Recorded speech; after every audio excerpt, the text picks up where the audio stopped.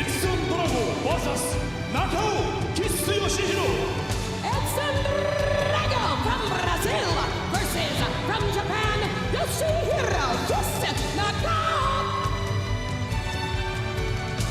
The second match. Watabe.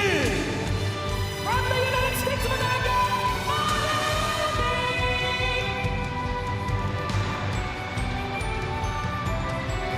Brazil,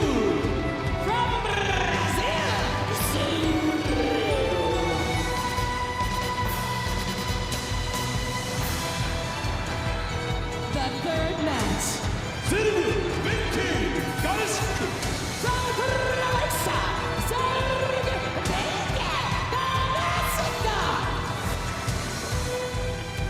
Takimoto Makoto. from Japan, Makoto Takimoto.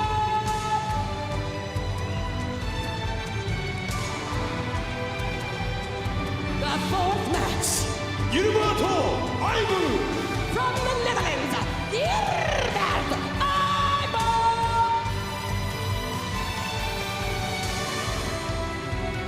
Shush Akira. From Japan, Akira Shoji.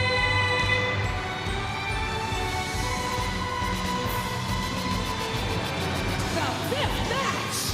Don Fly. From the United States of America,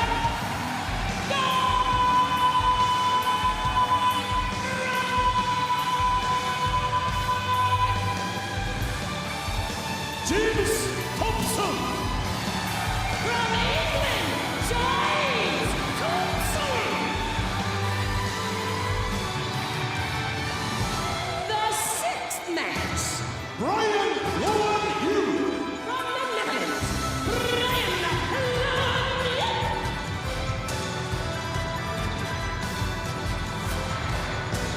Aoki Shia. From Japan, Shinya Aoki. The seventh match. Sokuju. From Cameroon, Sakaja.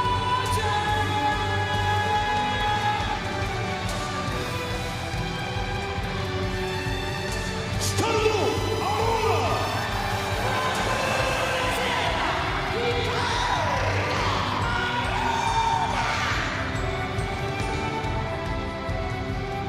The eighth match. UFC Monster. Jeff Monson. From the United States of America, John Monson. PROIDE の野獣藤田和之。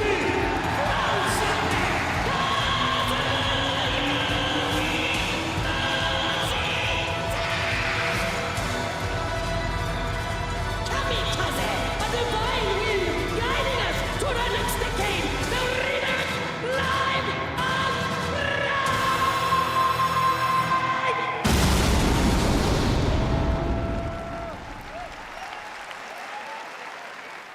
Welcome live inside Saitama Super Arena for the first time ever. Pride is live to the United States from Japan. We're really excited with Frank Trigg. I'm Sean Wheelock. Emotions, Frank, running very high, not just in the ring, but outside of the ring. This is the final time that Pride is under the management, the ownership of DSE. Well, you know, for most of you guys who are new to the MMA game, don't understand the history of Pride. You have to understand, for me, it's been a long road. Not only as a fan, as a fighter, and now as a broadcaster, I've watched Pride since the very beginning when Hickson Gracie and Takada fight back in Pride 1. I've seen the Grand Prix in 2000. I've seen all the Grand Prix up to then. I've been able now, as of late, get to talk to all the fighters, get to talk about all the fighters. And for me, it's very difficult. Of course, the two best times ever in Pride history for me, the two times I fought, Pride 8 and Pride 33. So for me, it's a very difficult night, especially because I am very close to Mr. Sakibara, the president, right now, and he's stepping down as Pride is going into a new era, so to speak, in the MMA community, in the MMA world. But it's going to be very, very difficult for us this evening to get things together.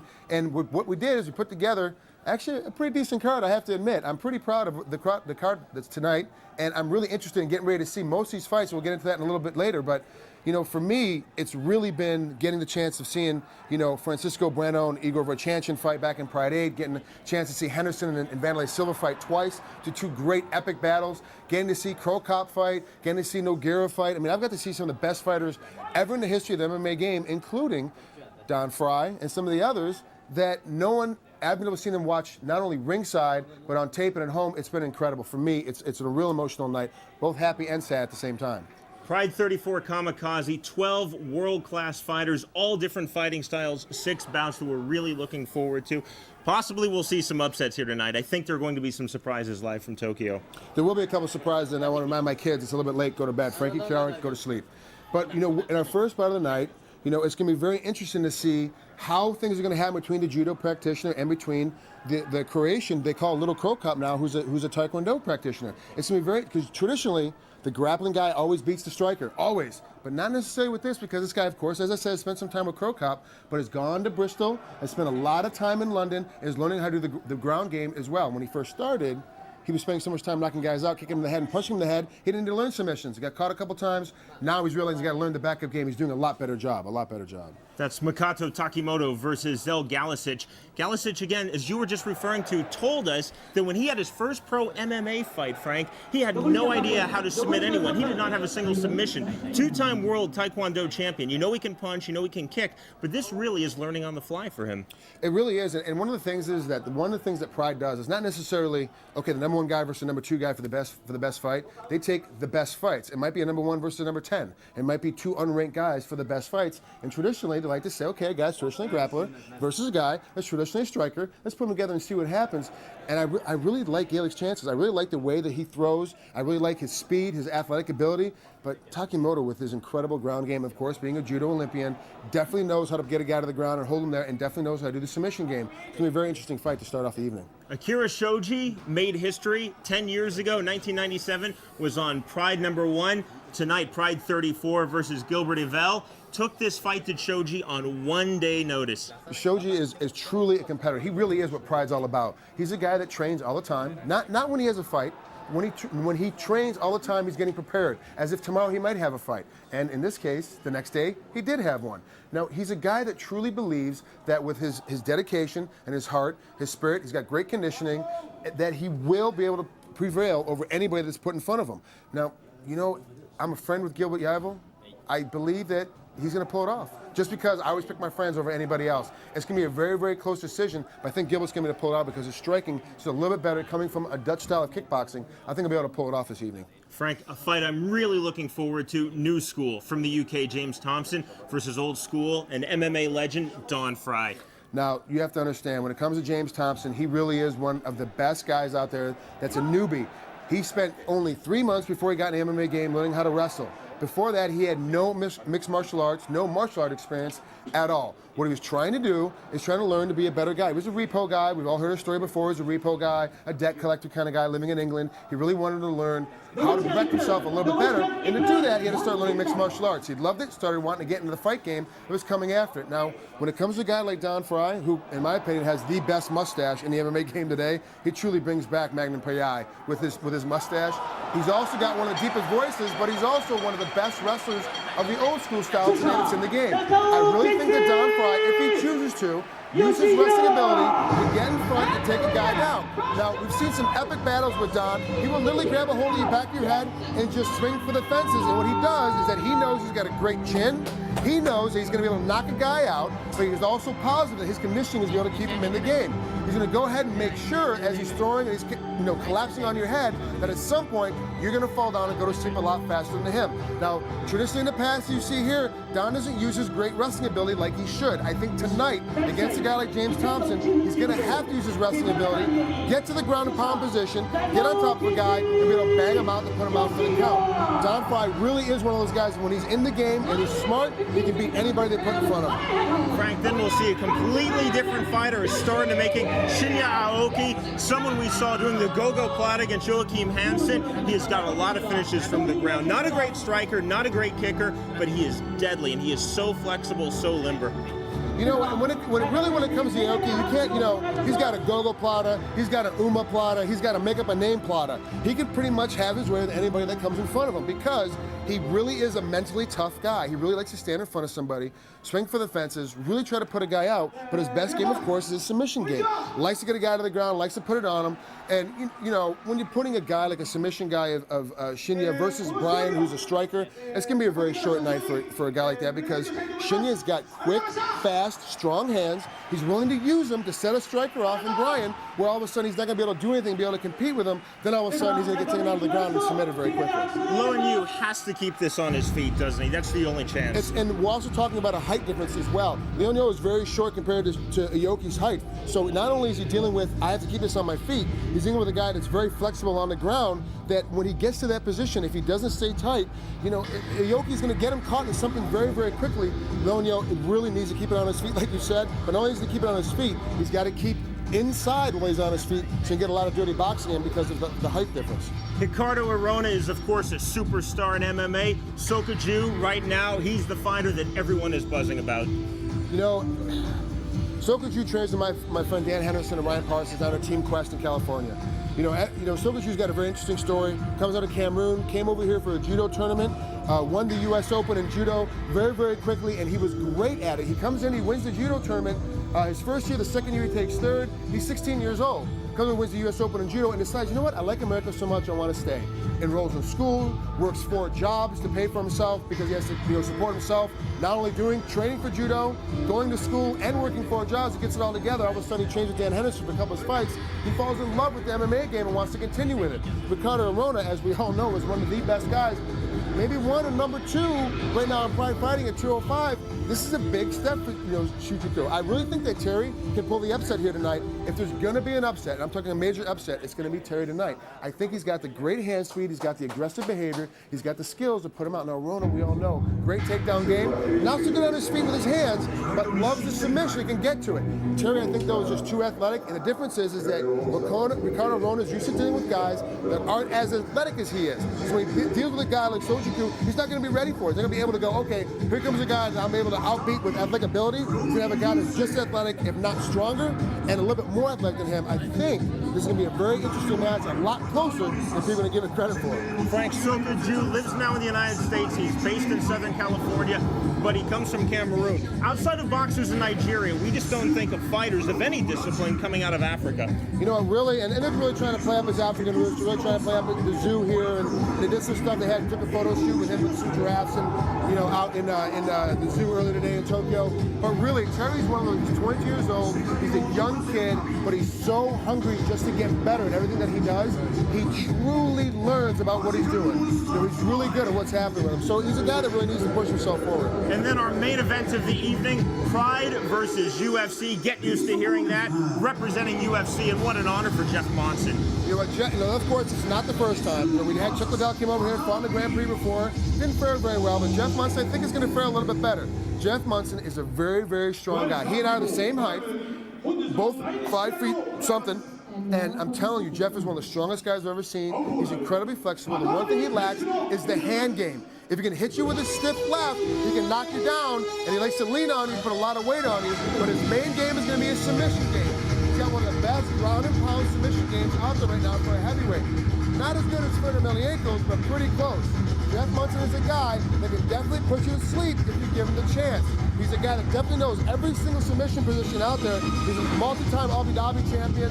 He's definitely a guy that really knows and loves the submission game and uses it to his advantage every time that he competes. Kazuyuki Fujita, we talked about the honor for Monson representing UFC. What an honor, and he talked about that in the press conference yesterday. He really feels proud to be representing Pride. Now, Monson said he wants to knock Fujita out. When he was competing against him, he said, I'm going to put him out. Jeff doesn't have that kind of hand speed and hand skill. I think what's going to happen is that Fujita is an incredible wrestler. He's got some great single leg takedowns. He's very, very hungry when it comes after single legs. He knows what he needs to do to get inside of the guy, get a guy to the ground, and ground upon him. I just think that Jeff Monson's going to be a little bit too strong for him. Fujita's one of those guys that has fought the best in the game today. The best. He's fought Fedor Emelianenko. He's fought some of the other guys. I mean, he is a guy that is not scared of any competition. He has an incredible right hand that stunned and almost knocked out the champion. He's a guy that if Vader wasn't in great shape and knew how to recover, would have put him down. Vegeta, when he gets a hold of the takedown game, gets a hold of your leg, he's not letting go. He's very, very strong, incredibly athletic for his size, plus he's very short. Traditionally, that's an advantage for him. But here tonight, Vegeta and Jeff are the same height, so it's gonna be very difficult for him to be able to use that kind of grip to be able to put him down. So what you have to understand is that here tonight, we're seeing a battle of two guys that are really going to be battling each other's out. Same style, same ability. Who's going to be able to pull it off? I think it's Munson. He's a little bit better ground and pound, a little bit better hand game, but he doesn't use it for the knockout. He uses it to get inside and put a guy on the ground. But Vegeta is so strong, he's so quick, he's so powerful. This is a great main event to have UFC versus Pride. You know, Vegeta is a very interesting fighter. He really has a bigger ritual than most fighters, including yourself. We have fight meetings. He was the only fighter on this card that elected to skip the fight meetings, not just for English, but also for Japanese television. Vegeta's one of those guys who's been around for so long, he doesn't feel he has anything more to tell anybody or anything more to say to anyone. He tends not to show up for a lot of the pre-post-fight press conference stuff, just because he doesn't think that he should. Now, Vegeta is a very respectful, very humble man, and he really is one of the main names that people remember when they're talking about Pride Fighting Championships. It's Pride 34 with Frank Trigg. I'm Sean Wheelock. We're live for the first time ever from Japan inside Saitama Super Arena. This is going to be a thrilling card. Again, 12 world-class fighters, 6 fights. And remember, coming up on pay-per-view April 28th, it's Pride Decade. Yes, it all started in 1997. Really some of the greatest moments in the history of MMA coming out of Pride. You can see that only on pay-per-view. Now, you guys have to understand that Pride's been around for 10 years. And when you look at this Pride count, when you see the last 10 years, the dedication of Pride, what has happened is that you're going to see the actual advancement. What happened in North America, most of you aren't familiar with MMA, what it was is you would have a Brazilian versus a Russian. But the Russian lived in Chicago, the Brazilian lived in LA. You would have a Japanese guy that lived in Southern California versus, I don't know, a Korean that lived in Maine. It was always an American versus an American by location of living. Now with Pride, what they said is no, we're taking the best Croatian, Roberto Koka, who lives in Croatia, we're going to put him against the best, I don't know, Russian, and Fedor Emelianenko, and put them together, and all of a sudden you have these two guys being pushed together to prove who's the better guy. Pride is the guys that put things together that says, look, the best guys from Brazil, from Germany, from Russia, from France, from Korea, from Japan, versus the best guys from the other countries. Let's see what happens and how things can work. It's something that's been wonderful about Pride, and it certainly will continue in the next decade for Pride and beyond. You see world champions like that we're going to see with Zel Galicic coming out of Taekwondo, Olympic medalists. This is a sport, this is a promotion, Pride, that attracts the best fighters from numerous disciplines from around the world. And really, you know, like myself, I came from a wrestling background. All I knew was how to wrestle, and that's what I did. Then you turn around, you have a lot more people that step in, and they're like, okay, let's go ahead and see what this wrestler's gonna be able to do against the Taekwondo guy, and they put us together. Now, because of the advance of the sport, because of the way things are going, you have to push things together and make things work a lot better. To make that thing happen, what you have to do is you have to understand that everybody advanced faster and faster. All of a sudden, wrestlers had to learn how to box. We had to learn how to submit. Then all of a sudden, the Taekwondo guys had to learn how to move forward, step forward, using more submission game, using more takedown defense. You can see it over the past 10 years how the game has progressed and has stepped up. Let's talk about you as a fighter. Coming out of a wrestling background, you were an outstanding collegiate wrestler. You were a top-ranked judo player in the United States. What was the surprise for you as a fighter in professional MMA? Well, when I first looked at MMA, I completely thought I'd be able to push forward and just use aggressiveness, hard strength, behavior, pulling things down, and that would win my fights. And all of a sudden, I started getting submitted a little bit, started getting hit a little bit, and it was really difficult for me to learn, okay, I've got to learn boxing for the sweet science. One of the major things that surprised me is the fact that these guys just were hitting a lot harder, a lot faster than me, and I couldn't ever get inside to take them down. So when I pulled things off and I finally learned how to make things happen, it was the fact from the close grip boxing and learning how to do submission, the jiu-jitsu game specifically and totally for itself. It was a very difficult game for me. I've been a pro for coming up on 11 years now, and I'm still not very good at it. There's so many holes in the game that you still have to learn. It's very hard. This is the Pride decade. Again, Pride 34, the last Pride under DSC. There have been so many great memories, not just as a fighter, but as a fight fan. What do you look back on as something really special in the 10 years of Pride? Really, for me, it was because I'm very close friends with Mark Coleman and Mark Kerr. I knew those guys growing up as wrestlers. was the time that Mark Coleman won the Grand Prix in 2000. When he actually won the whole event. You know, one of the best things that he did was be able to pull off and be able to upset a lot of guys. Now, at the time, Mark Kerr was the champ. He was the guy that everyone was picking to win the whole thing. He gets beat a little bit he gets beat by Fujita in the quarters, and all of a sudden now Coleman has got to compete against Fujita in the second round. Let's pick up that fight from the 2000 Grand Prix. Mark Coleman will be the victor. We'll start this in round number 2. You got the yeet. Here we go, round 2. Well, I'm kind of surprised that Coleman didn't punch Igor on the stand-up part. His punches were showing good. But maybe he doesn't want to risk that because Igor will throw a punch. But look at Igor's hands are down. Igor likes to slip from side to side and throw that overhand right or left. Yeah, typically to the right, yes. And he does tend to dip to the left and throw that overhand right, the same way he did with Mark Kerr. Okay, Mark's gonna come in for a shoot again. Yeah, Mark's right eye is kind of swollen up. Probably from himself. Yeah, probably from rubbing his head against Igor's head. He's learning to cut. See how he's cutting the ring off? He's cutting the ring off. It's perfect. He's working good. There's the shoot. And he's got the single and he's got the slam. Down they go, same position. Here we are. Igor on the bottom with the guard, Coleman on top, getting ready to grind away with that right hand to the ribs. I think you're right about going to the left side with the left hook to the liver, because if you could do that, you could just switch position. Yeah. And he did it a few times. You see it? You can see the marks on his side. Nice poke. Nice poke. Good. Now he's doing it. Very good. And again and again. Igor slaps back right on the ear, but that was one strike to Yes, I'd go for the head more. I would go for the just to try to create inside so he can't do that shit. a swollen eye. That's not gonna work. That's energy. Don't do that, Mark. That's energy.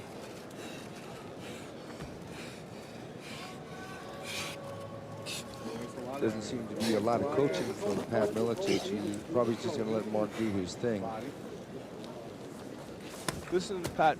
He's soft-spoken. You know, he's not going to sit there and scream, which isn't necessary. Especially in Japan, nobody talks. Nobody says. Yeah, so you can hear him anyway because they're a very quiet crowd. Yeah, you can hear a pin drop sometimes in one of these matches where they get on the ground. Pummel inside on him. Like right now. Keep your arms inside on him. Boys. Somebody just called there like 60 rows back and you can hear him. Yeah. Yeah, but I think the crowd is here for the finish. Yeah, I think so. They're not going anywhere. They want to know. It's 11 o'clock here, 11:15, and they still here. Like I said, they want to see the end of this fight. It could be an hour, it could be 15 minutes, it could be 2 hours. It's who wants the most. It can be 10 hours. I won't be here that night. I'm sorry. Okay, there he goes. He's passing the guard into the side mount again, between the corner. Post between you and him with your left. Anytime soon, Post referee between you and him with your Shimada left. will be resetting them toward the where you can center slide of up. the ring. Because they're going to get all tied up and connected on the ropes. Igor's got his leg up on the ropes now. Now, this is a bad position because Mark can throw that knee. This is a bad position for Igor Vovchanchik. This is like her and Vovchanchik. Yeah, it's the opposite because Vovchanchik was on the top last time. Bring him straight down. Straight down. Igor facing down, and that's illegal. Down into the top of his head. There you go. Those are good knees. Oh, those are good. And quite a few blocks, and it's going to still hurt his arm. He's Oh, he got it. This is great. He made Igor. Mark Coleman has won the Pride fight. He's running away. He's running to the fence. 2000. Frank, an incredible win for Mark Coleman, and I really think that was the turning point for respect for Pride in the MMA world. You know, and for me, it was great to watch a great wrestler like Mark Coleman from Ohio State, a kid that I watched, a man that I watched growing up in the wrestling world, win a huge round like that. It was only second round, but he ends up winning the whole tournament. And fortunately, tonight we get to have Mark Coleman later on tonight when we go to the intermission in the middle, and also going to have Kevin Randleman as well, another great competitor, a great wrestler from Ohio State. And it was great to watch, Mark Coleman compete. And for me, I got to watch the ability because I competed in Pride 8, I competed in Pride 33, so I watched the development as a competitor, how things got tougher, the competitors got tougher, the whole game got tougher, the show got better. You know, it's been an amazing ride for me, and I'm so thankful just to be part of this whole ordeal. We're moments away from the start of Pride 34 Kamikaze. We're thrilled that you're with us. First time ever, Pride is live from Japan. We're at Saitama Super Arena. 6 fights coming up. Pick me the fight of the night.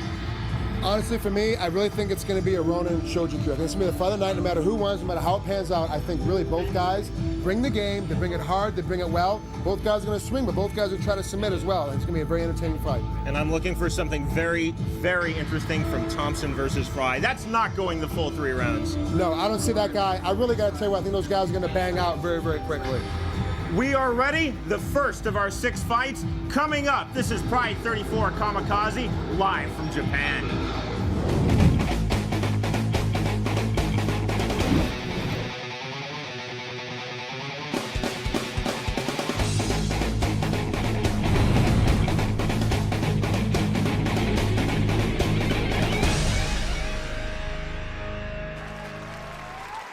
これより第1試合を行います。青コーナー190センチ、102.8キロ。エジソン・ドラゴ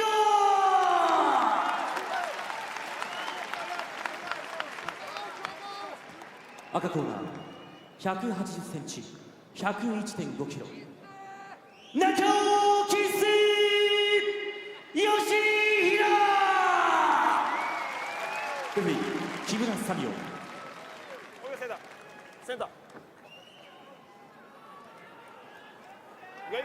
No head batting, no low blowing, no head batting, upper the leg. Okay? No gloves at all. Average right, average right. Second. Okay. Hold on, hold on, hold on, hold on. Hold on. Judge! Judge! Judge! Ready? Fight!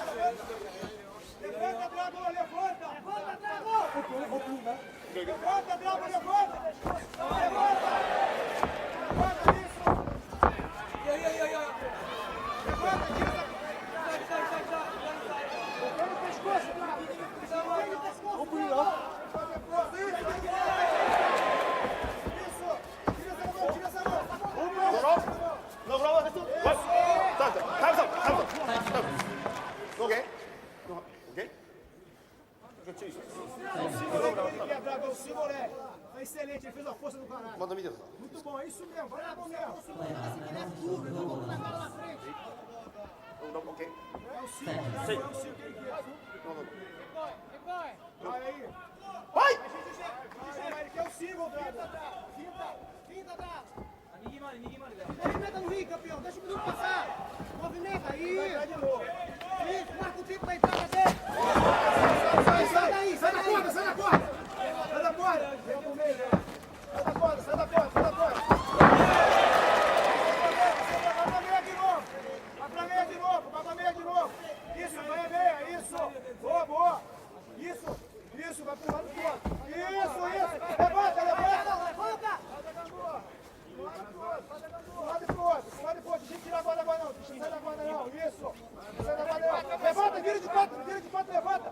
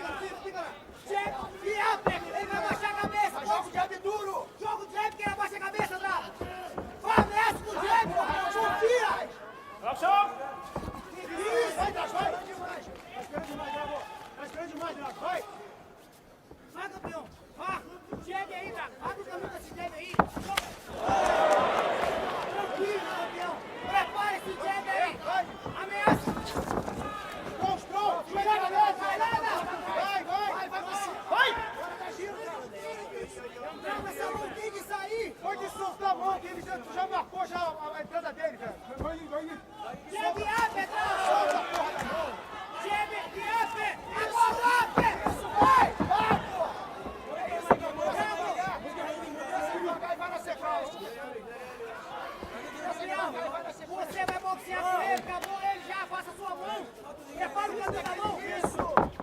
Direto e cruzado duro. Pite ele que você engana ele, Drago. Pite ele com o tronco. Seja inteligente, cara. Pite ele com o tronco, Drago. Isso. Mão em cima. Tá perfeito você, campeão. Essa calma, agora esperto. Action! Vai, vai. Meia guarda de novo, meia guarda de novo. Meia, meia. Cima. Mão direita, mão esquerda privada do braço. Perna, isso. ゴールは Vai. Balança, Drago. Balança. Calma, você vai ter força. Balança para as costas. Vai para as costas. Para as costas.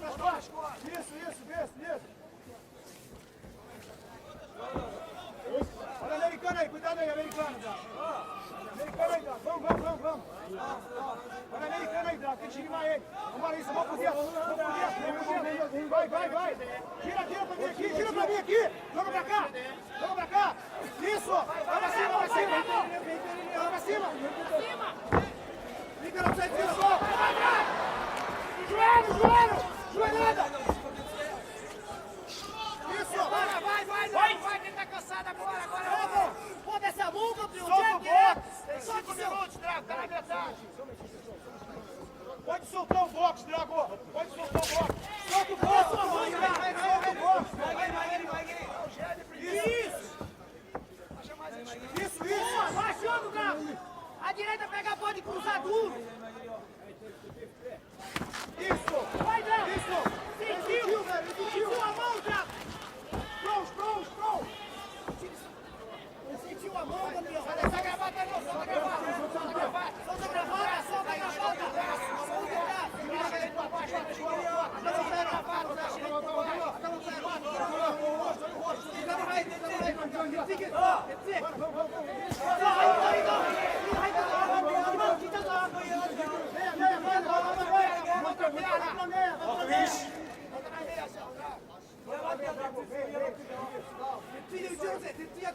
Abraça a perna por fora, Drago. Abraça a perna com a mão direita por fora. A mão direita por fora da perna.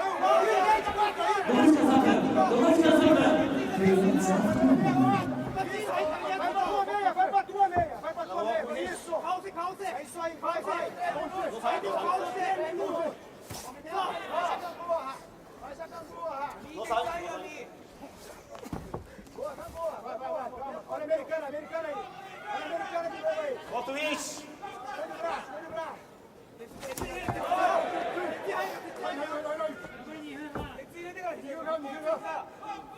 Pode. Gira pro lado esquerdo. Gira pra lá. Volta o isso.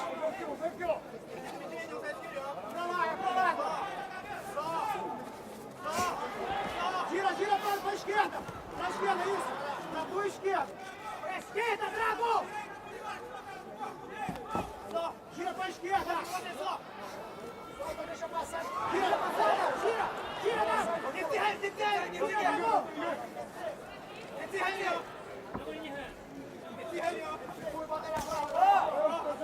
Aí tu gira. Action!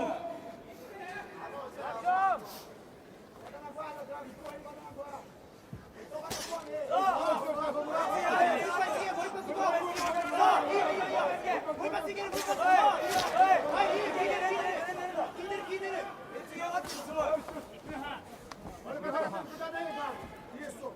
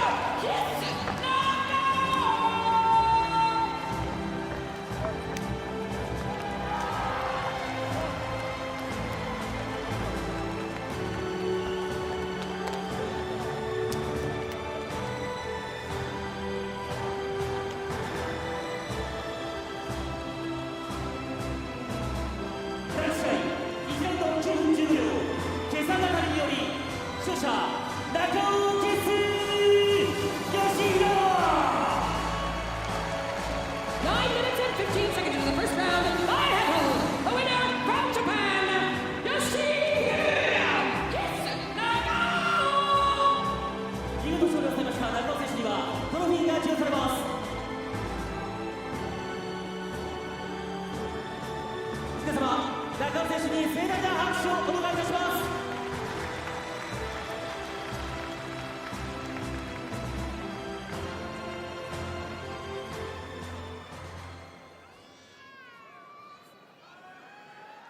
皆さん、こんにちは。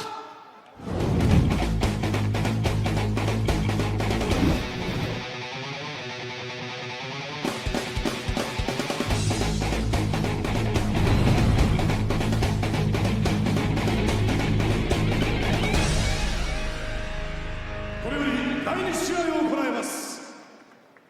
青コーナー180センチ、185キロ、バトルビー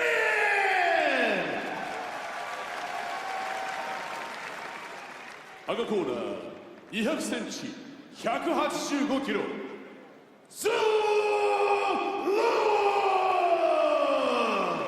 ー。レフェリー大城森田。Okay, both coming center. Okay, 3 rounds. Don't attack me, headbutting. Don't attack me back. Don't attack me low blowing. Don't too much holding and don't grabbing low. Both clean fight, aggression fight. Okay. Shake hand. Okay, corner.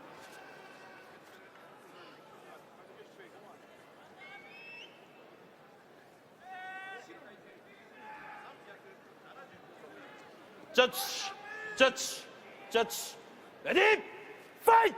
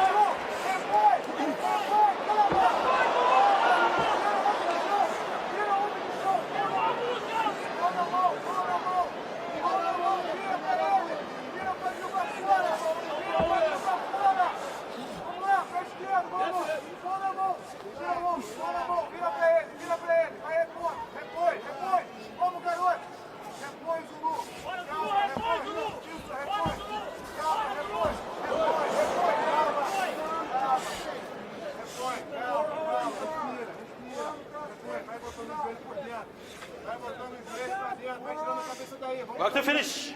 Vamos lá. Repõe, Zulu. Calma, Zulu. Calma, Zulu. Calma. Repõe. Vamos lá, joelho por dentro. Vamos lá, joelho esquerdo. Joelho esquerdo. Vai saindo, vai saindo. Joelho esquerdo. Calma. Mão na mão, mão na mão. Calma, calma. Respira. Vamos lá. Isso aí, calma. Repõe. Joelho, repõe. Vamos repor, vamos repor. Vamos repor, Zulu. Fica calmo, fica calmo. Vamos lá. Vamos reagir, vamos botar o dedo pra dentro. Repõe, Zulu. Repõe, Zulu. Fica calmo, vamos lá. Vamos trabalhar, vamos trabalhar. Vamos reagir, acredita nele. Vamos, garoto. Raça. Bora, Zulu! Bora, Zulu! Repõe, gente, vamos acordar. Vamos, Zulu. Calma, calma, vamos lá. Vai sair daí, vamos lá. Vem, repõe. Vai tirando a cabeça pra cá, calma. Tira a cabeça daí, vamos. Vai, joelho esquerdo dentro, Zulu. Joelho esquerdo dentro, Zulu. Vamos, Zulu. Vai do lado. Vai, não foi nada. Calma, segura vai subir. Isso aí, não vai bater não. Vamos lá, isso, reage, vamos reagir. Vamos reagir, vamos lá. Calma, calma. Vamos lá, vamos repor. Vai tirando a cabeça pra cá. Bota o joelho pra dentro. Vamos tirar a cabeça pra direita, vamos. Vamos saindo, vamos lá, garoto, vamos repor. Vamos, mão na mão, mão na mão, mão na mão, mão na mão, mão na mão, não foi nada, mão na mão, mão na mão, vai girando pra ele, mão na mão, mão na mão, mão na mão, mão na mão, Zulu, mão na mão, mão na mão, Zulu,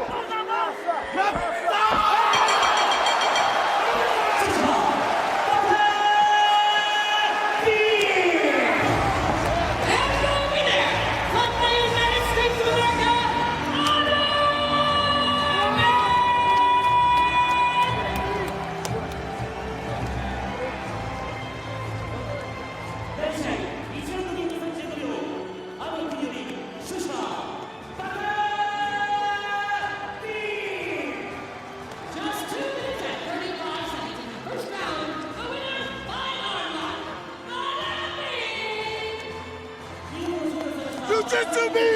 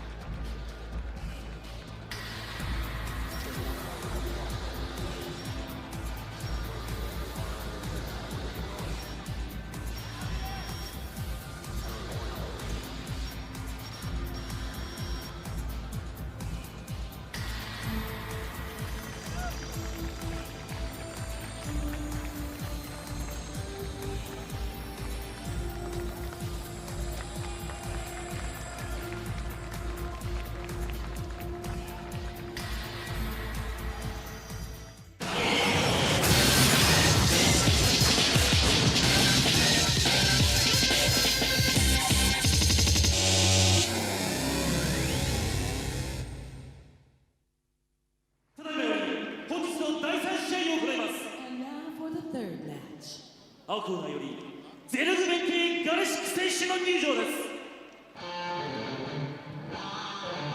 Pride 34 Kamikaze, live for the first time ever from Japan, from Saitama Super Arena, with top-ranked MMA fighter Frank Trigg. I'm Sean Wheelock. Glad you're with us. Thanks for staying up late in North America. The final Pride under DSE. This is really an eventful night. I'm really glad you stayed up late, as long as you're not my kids. Go to bed. I know my son Frankie's probably up right now watching the show. I just want to make sure he's sleeping. Get it on TiVo later, kid. Zel Galicic from Croatia, 28 years old, 6'2", 182 pounds. This is his Pride debut, 6-1 overall in MMA, an impressive CV, 2000 and 2001 Taekwondo world champion. But as we talked about in our pre-fight show, he is learning the sport literally on the fly. You know, he's a guy that's got great feet, great hands, obviously knows how to knock guys out, but the long, looping, rangy kicks and striking of Taekwondo may not be to his advantage this evening. We're really going to get a chance to find out. You know, of course, a young kid, and this is his debut in Pride, but he comes from Croatia, and not only does he come from Croatia, he trains with the likes of Mirko Krokop when he's home. So he definitely knows how to strike. And for those who don't know Mirko Krokop, one of the best left head-like kicks there is in the planet today. Galicic splits his time between his home in Croatia and Bristol, England, where his training partner is James Thompson. James Thompson, really, as we said earlier, is a guy who's been kind of thrown to the wolves, but now he's really learning how to do MMA from a submission and a counter-submission game. It's the same thing that's happening here with Galicic. He's really got to learn how to compete on the ground as well. The stand-up game is not the only thing that's going to help you win. You got to learn what to do when you're on the ground. Of Galicic's 6 pro fights, all in England except for one in Sweden. Frank, his first time in Japan, stepping up, Pride debut. What are the nerves like him stepping onto the big stage?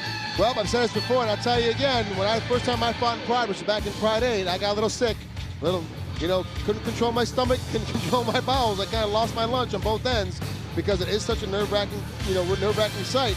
All these fans in the house, all the lights, the ring, you're talking, you see the people you watch on TV all the time, the judges, the officials, the refs, all of a sudden you see them live and in person, and then they know who you are. It makes you very, very nervous. Galicic is a very, very likable person. We've had a lot of fun spending time with him. Really a smile on his face. You know he's nervous, but he is covering his nerves very well.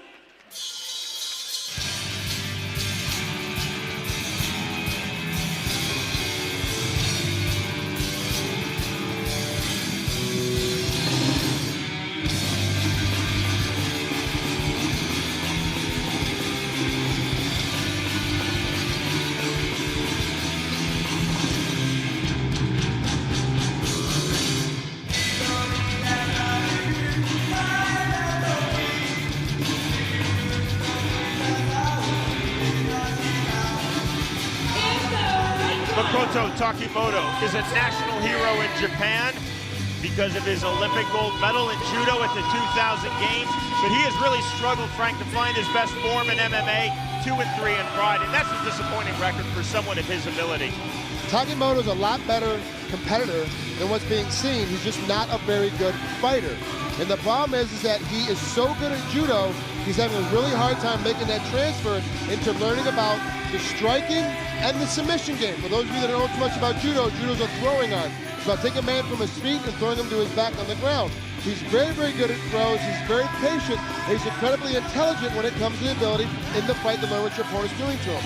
He just really hasn't found his spot of where he can really learn how to strike and how to get control of the fight and maintain control of the fight, whether it's through ground and pound, whether it's through throwing a guy and maintaining control on the ground, or whatever he has to do. He just hasn't developed it yet. He said he's going to show it tonight, that he finally has found that niche. Galicic told me that he is not used to fighting with a gi, now fighting someone in a gi.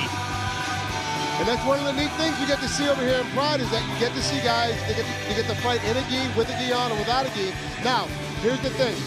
If you're a man that knows how to use the gi, like obviously Takimoto does, he's going to be able to use that gi to choke him or submit him with it. He's going to be able to use the grip, grab the lapels, grab the sleeves, grab the scarves, and be able to choke him unconscious and or submit him with the gi. But if you have to fight an opponent that knows how to use the gi but doesn't have one on, it's going to be a detriment to him because he may get thrown to the ground.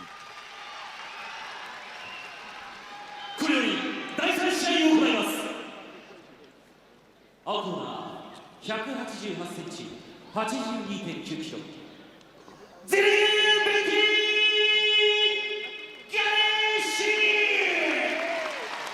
Zel Galicic again, two-time Taekwondo world champion, 赤コーナー making his Pride debut.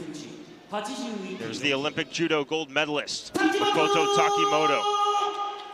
4 years older than his opponent Galicic, and 5'7" to 6'2" of the Croatian fighter. Let's talk about that height difference. When you're talking about striking, it's going to be an advantage if you're a little bit longer, a little bit taller. But like as I said before, traditionally the grappling guy is able to step in. You see the Pride rules of the ring. 3-round maximum, a total of 20 minutes maximum. Round number 1, 10 minutes. Rounds 2 and 3 scheduled for 5 minutes. Galicic in the black.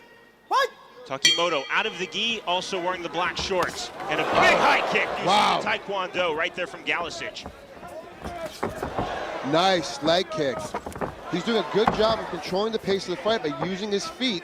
Takimoto's getting scared to step inside, but he needs to step inside really quick to get out of the range of that kicking. I think a good decision by Takimoto not to fight in the gi. Obviously, he feels comfortable wearing it. That's why he did into the ring.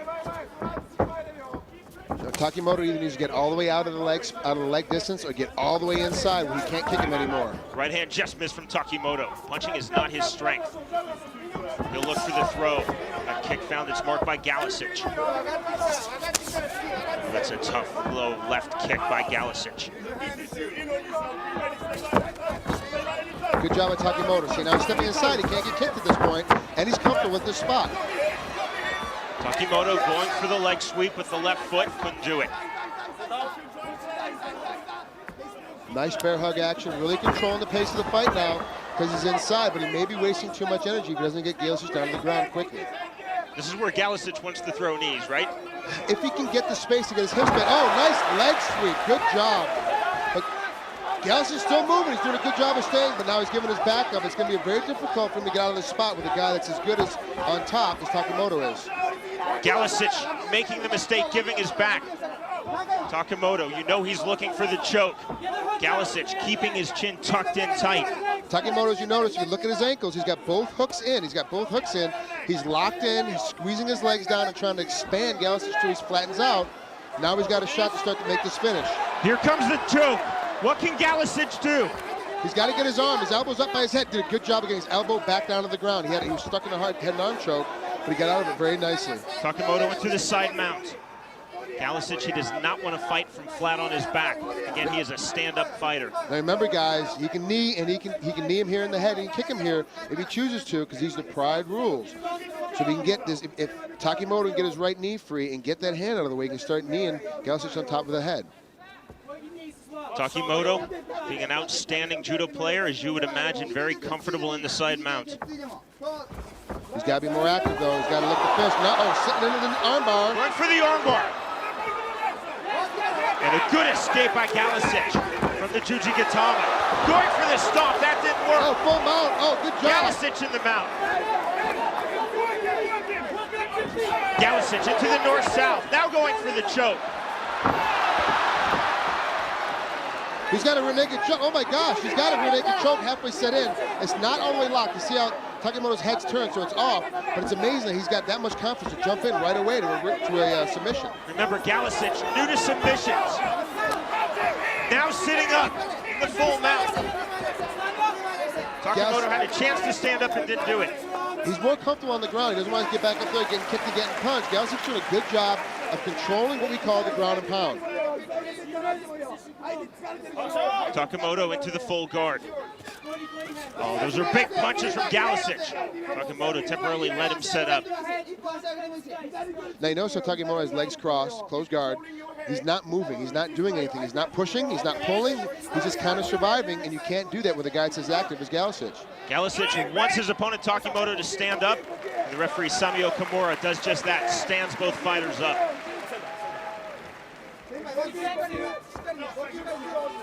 Now, depending on Takimoto's mindset, if I was on the ground like that, I would have tried to sneak in as quick as I can to keep this from going back up to the feet. Good combination. Takimoto in serious trouble. Right hand from Takimoto, and he's down.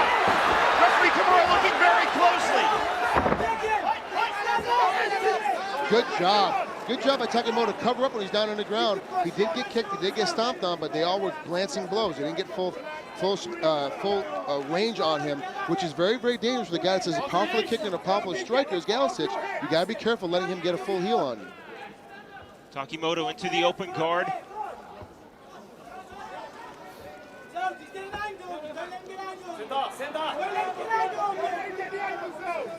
Galicic looking to set up. Now you see here, there's a little bit of blood coming out. I gotta guess, now this is a guess from me, ladies and gentlemen, that it came from that downward stomp that caused that cut on his nose. Now, right now it's not that bad because it's on his nose, it's dripping into his eye a little bit, but it won't be a referee stoppage. It won't be, it's just more irritating than anything. It will not be a problem that he's gonna have to face with later on in the fight because it's on his nose. Now, it will, if guys aren't used to getting cut, if you're not used to bleeding a little bit during a fight, it will throw them off. You're gonna find out how mentally tough he really is right now. Referee Samio Kimura moving both fighters to the center of the ring for the restart. Takimoto still in the open guard. Galicic, not as active. He can do a European form, not a Mark Coleman form, but a European form of the ground and pound. It's very difficult to do the grandfather style of ground and pound. For those of you that know, Mark Coleman pretty much invented and developed the ground and pound that all of us use today. Good head pressure, trying to get his hands free. Now he is sitting up and pulling away. Need to keep that head pressure and get his hands free with his head still on his head. Nice, oh, nice Going for the armbar. Good job. This could be it with the Kimura going for it. Sitting up there, he's got a omoplata now, sitting up into it. Still has it. Galicic could be in big trouble, flat on his back. Now going to far side Kimura. Takimoto getting the hook in. Well won by Makoto Takimoto, submitting Zel Galicic. Great work, incredible job by Takimoto. Stick with it. He got rattled, he got beat a little bit on his feet. He just stayed within his game. That's the mental toughness I'm talking about with a lot of fighters. They come in, they're used to pulling guys around, used to pushing guys around. They really got to find out how mentally tough they can be when the chips are down. And Takimoto proved here tonight that he really is a guy that when things are getting tough, he stays in the judo game and goes right for the submissions. Takimoto, winner by submission in the first round. That's the type of performance I think his fans here in Japan expect from him every time in the MMA ring. He did incredible work. You know, he really got stepped into it. And you see here with that leg sweep, it was just a simple leg sweep because he was, Galicic was standing straight up and down. He didn't have a good bent knee, good balance, and it made it very easy for a guy that's as superior as he is on his feet, Takimoto, to take him down to the ground. This, I believe, is the melee that caused the bleeding on his nose. I thought it was his foot. As you can see there in the replay, it was ended up being his hip that hit him. And the swinging, look at how tough Takimoto is just to stay in the pocket here against a tough guy like Galicic. It was really, really hard. 正直一発いいのもらって全身しびれてます。今日は榊原社長の最後のイベントなんで絶対いい試合したいと思ってました。榊原社長にはこれからも選手のことをサポートしていただいて。 Takimoto is saying this is the final Pride in GSC, so he really wanted to give an outstanding performance. よろしくお願いします。ありがとうございました。 He said he wants to keep fighting for Pride, and thanks for supporting him to all of his fans. He also was saying how much his body was shaking from forcing himself in there. As you take a look at the Kimura here, and what he did is that he had the omoplata on the far side when he sat up. He switched over the Kimura, so both arms were kind of tied up. Now Galicic has really nowhere to go because both arms are caught. He's not really sure which side he can get out from. Once Takimoto made the switch over the Kimura on the far side, basically did a half a Kimura, half topside armbar, and got the finish. It's very difficult. When you're in this position, you basically have your entire body caught up. You're not really sure which way to go to get out of anywhere, out of either side of the submissions. You know, Takimoto did a good job of tying things up. Beautiful as he got the hooks in and he locked on the figure four. 5 minutes, 40 seconds of round number one. The victor, Makoto Takimoto, submitting Zel Galicic.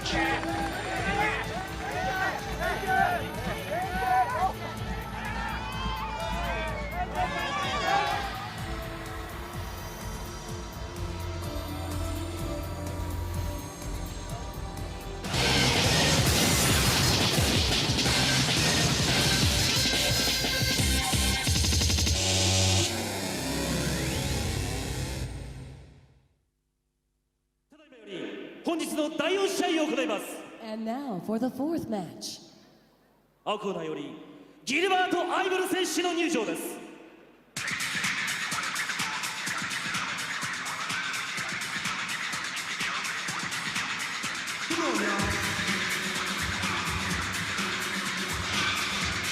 The famed Muay Thai fighter, 30-year-old Gilbert Yvel from Holland. Great success in his MMA career, not so successful in Pride, just 1-8. Looking to change that this evening here at Pride 34 Kamikaze. He was supposed to fight in Vegas back in Pride 33, just a month or so ago, and he couldn't because, well, they call him Mr. Yellow Card for a reason. He tends to fracture an occasional law or two as a younger individual when inside the ring. He tends to take liberty upon some of the rules, like pushing a ref, headbutting. Sometimes he comes a little unhinged, so it's very difficult for him to fight in the U.S. because he doesn't like to follow the rules and regulations. Now, he's got a huge reputation that is for, if you're gonna get the best of him, he might do something a little unhinged. You have to be very, very careful against a guy like Gilbert. Now, Gilbert is one of my friends. I love him dearly, but he really couldn't, he really doesn't like to lose by any means necessary. Julie's a guy who's gonna try and fight. So he couldn't fight in Vegas because the commission has said, look, you're not, you won't follow our rules. We can't buy the safety of the referees and your opponents. So we're not gonna let you fight in Las Vegas. Hence the nickname, Mr. Yellow Card. Overall in his MMA career, Gilbert Yvel has a very impressive record of 29, 11-1. Again, in Pride, just 1-8. The difficulty is stepping up to this highest level. When you're talking about the best level, the biggest level in the MMA world, if you're not ready to make it happen, you're gonna have a hard time. And really, Pride Fight Championships is the biggest and best. And if you're not ready, you end up with a very bad record. That's Frank Trigg. I'm Sean Wheelock. Delighted you're with us. Staying up late in North America for Pride 34 Kamikaze. Yvel was scheduled to fight Bazazet Atiev, who dropped out due to illness. Akira Shoji coming in on 1 day notice. These are both guys, both Gilbert and Shoji are great competitors, and there's a reason why they're here tonight. 赤コーナーより庄司明選手の入場です。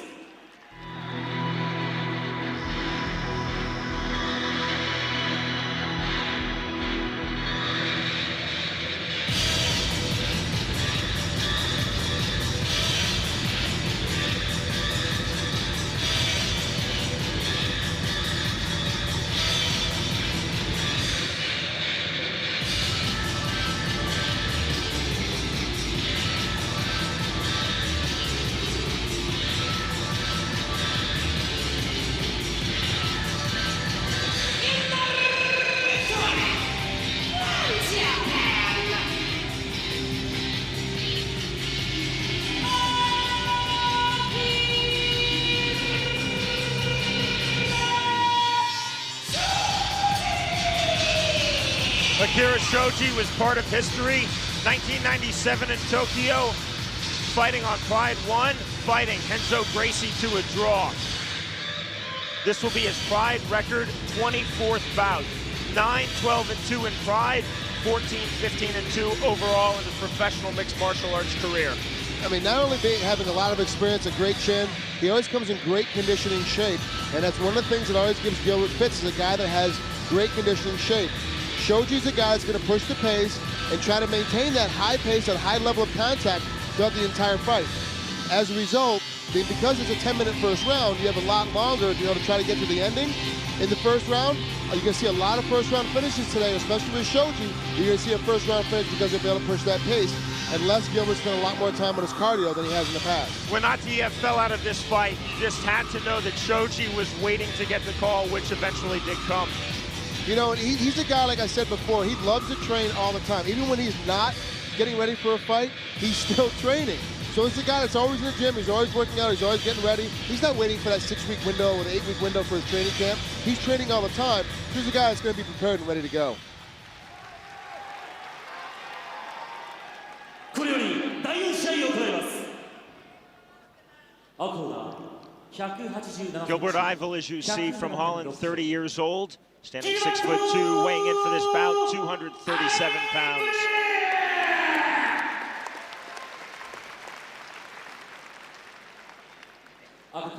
Akira Shoji from Japan, 33 years old, 5'8". Note the height discrepancy in this bout, weighing 205 pounds. Note the weight discrepancy. Yeah, obviously Gilbert's taller, a little bit bigger. If we get a shot over his shoulder, Nishijima's in the corner, as well as Matt Hume, one of the best trainers in America. Matt Hume, also one of the a judge as well for Pride Fighting Championships. The train shows he gets prepared for his fights. Height and weight will be a factor in this fight because the longer it goes, the more a guy can lean on you and weigh on you. So you have to be very, very careful. Gilbert uses that to his advantage. Daisuke Noguchi, the referee. Shoji in the gray trunks. Ivel in the orange trunks. What else would you expect from a Dutch fighter?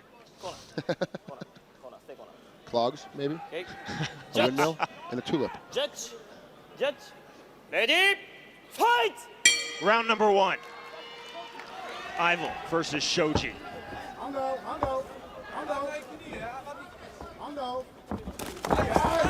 Knee coming in. Ivel not getting that off.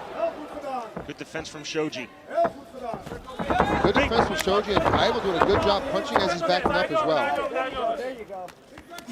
No secret here, Shoji does not want to stand and trade, either with fist or feet with Gilbert Ivel. That's where he wants to be, taking this to the ground. Ivel in the full guard. Great inside-out trip, trying to get it down. Trying to get it down to the ground, puts him down right in the back. And what I'd like to see him trying to get at least one knee through as opposed to ending up in the guard, but Shoji's really, really good at the guard pass game, so he might be able to get through this very quickly. Nothing there with those two right hands. Ivel catching that one in mid-swing. Stop! Don't do it! Stop! Don't do it. Same position, center. Stop from the referee, Daisuke Noguchi. Moving to the center of the ring. Same position, and going to put him back down, the same spot, just getting away from the ropes, fighter safety. Fight!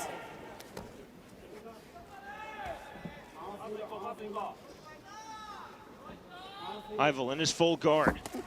Shoji just not finding the mark with those big right swings.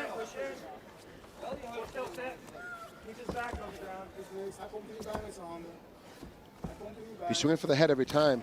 Shoji, and he just starts to swing for the body a little bit, soften him up, get Gilbert moving his hands up and down. Nice little left hand from the bottom from Gilbert Ivel. Ivel just picking off those punches. Frank Ivel, for a stand-up fighter, looking very comfortable, flat on his back in the guard. He spent a long time training. You know, obviously we have the same jiu-jitsu instructor in John Lewis and Novan Yao in Las Vegas, and Gilbert spends a lot of time when he comes to Las Vegas, comes to America and trains with us, so he definitely knows the ground game, but prefers to knock the guy out, prefers to kick him and knee him, put him down on the ground that way. He is comfortable there, although he probably won't try to submit as much as he will try to usually get back to his feet. Shoji now standing up, looking a bit bereft of ideas here. Just not finding the mark with that right hand. Gilbert's got a really good defense from the bottom here. He's not taking any punches, and that's going to, you know, the more energy you spend on top missing, it's going to take a lot more energy away from you if this gets back to the feet. That left hand missing badly. Ivel back into the full guard.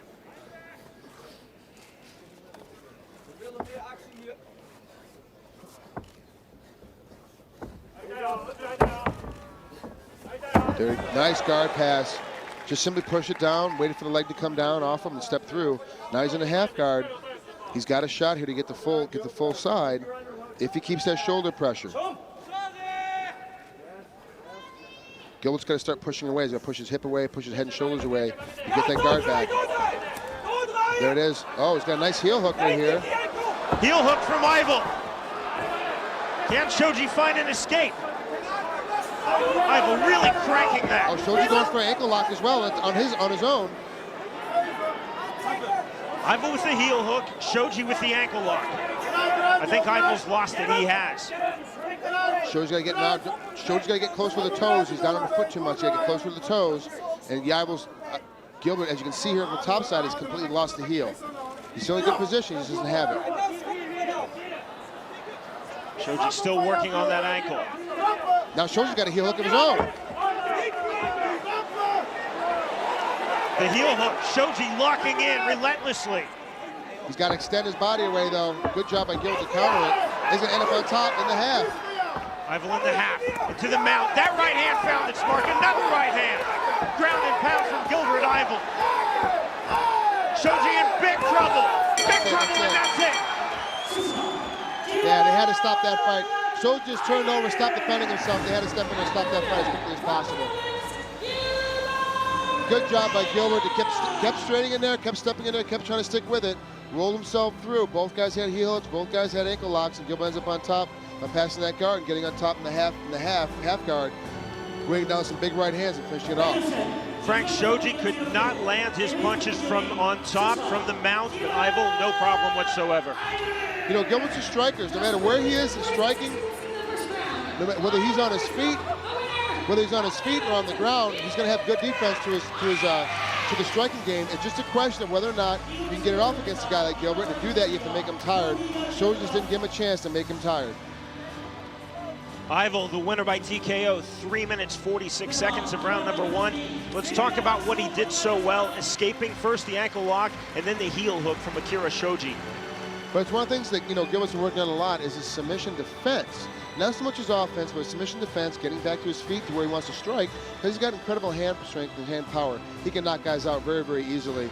As you see here, both guys are reaching for the heel hooks. Both guys are trying to roll. Shoji has it, but all he needed to do was try to extend his body and turn a little bit more of his upper torso. When he did that to reset, he lost, and this is where Gilbert ends up on top and rains down these big right hands, and each one finding their mark.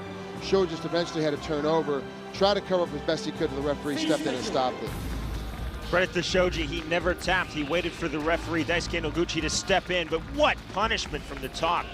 Gilbert is such a heavy, strong hitter, such a strong beater, that once you get him a position where he's going to be able to start raining down punches on you, he's going to be able to do it as quickly and as hard as possible. Ivel, his second victory in his 10th Pride fight. That performance, it's surprising that he really has a poor record in Pride because he looked fantastic. Yeah, he's a lot better than people give him credit for. It's just the competition to give him in Pride is so tough.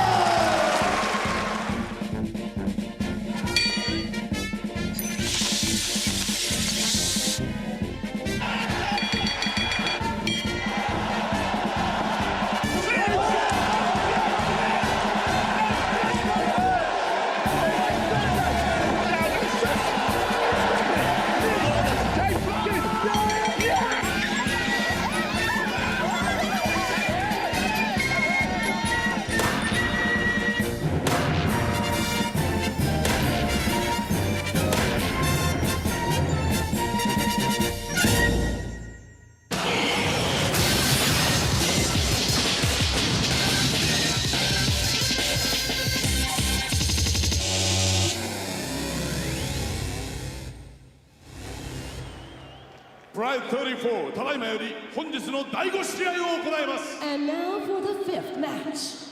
青コーナーよりドン・フライ選手の入場です。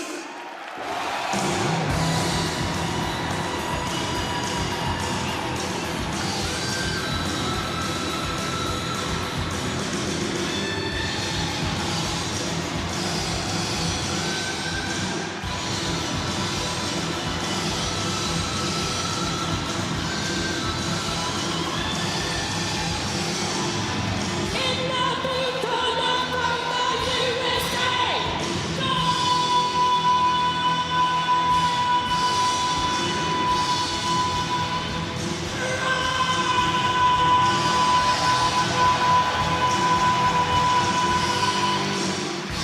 Don Fry is quite simply an MMA legend, and he is a superstar here in Japan.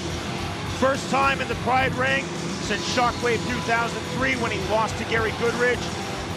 Not thinking about losing tonight to James Thompson. You know, Don Fry is one of the guys that people kind of remember, one of the first Americans that came over here. Him and Coleman kind of came over here and kind of set up Pride Fighting Championships. Don Fry is probably one of the nicest, most misunderstood fighters you'll find in the Pride Fighting game, because everyone thinks he's this very hard man with this, you know, this stare down, and his arguments he always had with Shamrock, his arguments he had with all these other guys. And I'm telling you, he's one of the funniest guys you'll ever meet. He's one of the nicest guys, but a fierce competitor. He will absolutely try to find any way he can to put you face first in a dirt nap.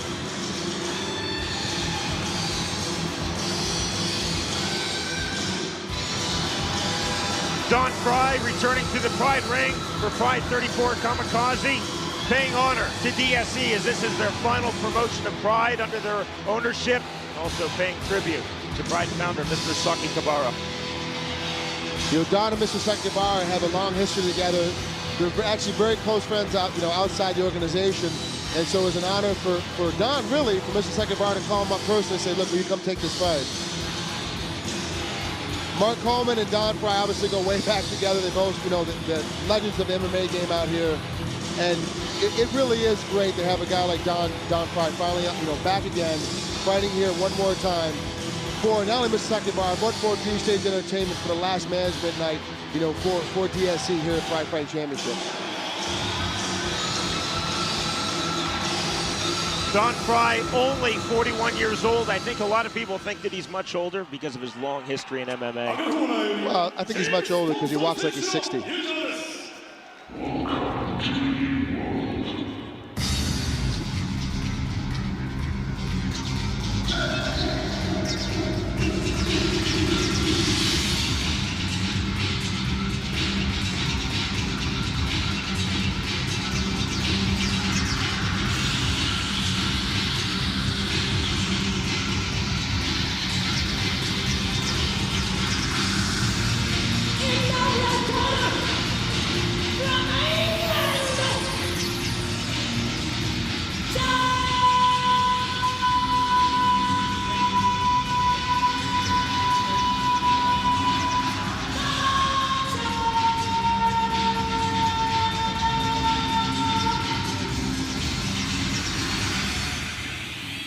James Thompson from Great Britain. Grew up in Manchester, now lives in Bristol. Like his stablemate, Zel Galicic, learning the sport on the fly. And he is an up-and-coming star in Pride. 4-2, but always exciting, Frank. James Thompson loves to swing for the fences, has a suspect chin, tends to get knocked out sometimes, got knocked out by Fujita, but really, you know, the shoulders opening, he's a gong and dash. The bell rings, he comes right after you, he's coming at you as quick as he can. He loves to come after, he loves to put on a show, but he hasn't had a lot of time really in the MMA game. He needs more time learning how to be a fighter, how to be a fight man. And the problem with tonight's fight is that he's a huge fan of Don Fry. He was telling us, I can't wait to meet Don and tell him, hey, you know, you're a legend of mine. I love watching you fight, you know, shaking his hand. I'm like, you're about to fight this guy. You can't be going out there, you know, letting him know that, you know, he's one of your legends. You're about to punch this guy in the head. He's like, well, you know, I hope that I meet him before in the ring. I'll say hi to him, and then I'll be able to knock him out later on that night. James Thompson has a vicious ring persona, but as my English wife would say, he's really a lovely man. これより第1試合を行います。青コーナー185センチ、108.5キロ。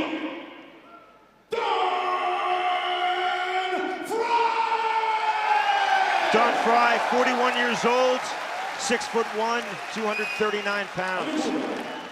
7th time in the Pride ring, 3-3 is his Pride record, 17-5-1 overall in MMA.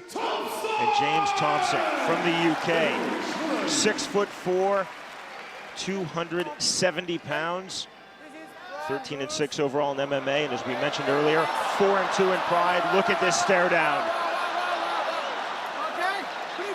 Fry might be a hero of Thompson, but he's forgetting about that now. I'm telling you, all you gotta do is give him a kiss. He gotta back off. You know something about that. Trust me, it works.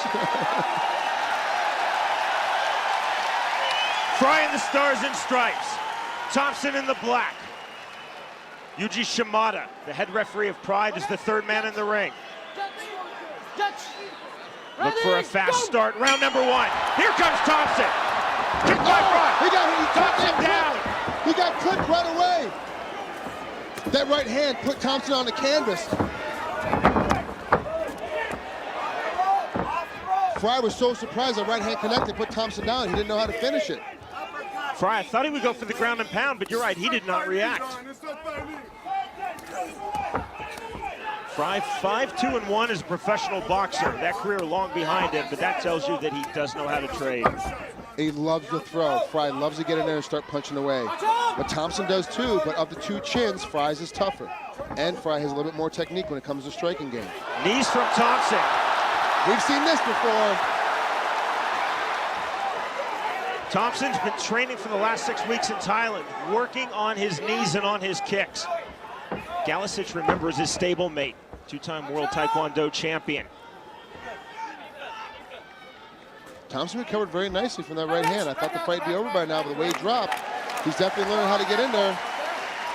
Got to be careful of the headbutts, though. Yuji Shimada, great referee, is stepping in and telling these guys to watch their head contact. There's the shoot. Nice tight guillotine. Got his legs out. Choke's just not there. Thompson throwing the knees in the side mount. Don's got to get out of this position. He doesn't want to be here with a guy as heavy and as strong as Thompson on top of him, laying down, putting that weight, making him tired. It's a professional move by Thompson, manipulating Fry, trying to get away from the ropes. Thompson still in the side mount, looking to rain down. He does favor the ground and pound. Thompson's a lot better at the ground and pound than any aspect of the fight game of his repertoire, but he tends to hold a little bit too tight. He needs to sit up and posture up a little bit more to get his heavy hands off. In this position, Thompson's got real heavy hands. He doesn't use them that often because he tends to stay just a little bit too close. Just 2 minutes in the round number 1. I can't see this going all 3 rounds in 20 minutes. Honestly, I didn't think it was going to get out of the first round. Oh, no, it's full mount. Full mount. Fry's got to get up from here. Fry's giving his back. Does Thompson have a choke? Oh, good job, swing it out. Nice work by Fry. Good job, good old-fashioned wrestling. Got the hooks out very quickly and moved back up to his feet. Great reversal from Fry. Thompson's a banger, but he told us he does not think he really has punching power, not for a man of his size. Still learning how to throw. Turning around. Soft left hand by Thompson, side of the head of Fry. We're not used to seeing those knees from James Thompson. No, he's done a lot better job with his knees. He's got a lot more confidence in him, obviously. Throwing from there, Don. Just turning and throwing. Don's got to get this guy down to the ground. James needs to get some separation. Nice, wow, good leg sweep by Don to turn us around. End up on top, and what's he going to do with it? Thompson in the half guard, letting it go. Fry comfortable on his knees in the side mount. Fry's corner calling for the elbows from Fry. Of course, no elbows allowed except to the body here in Pride Fighting Championships, not to the head. But believe me, a couple elbows to the body, you definitely learn how to loosen up.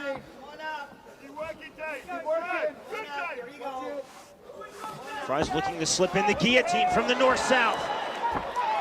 He's got it locked in, but he doesn't have any pressure on. His hands are locked up. He's got a good position. Frye still working that guillotine.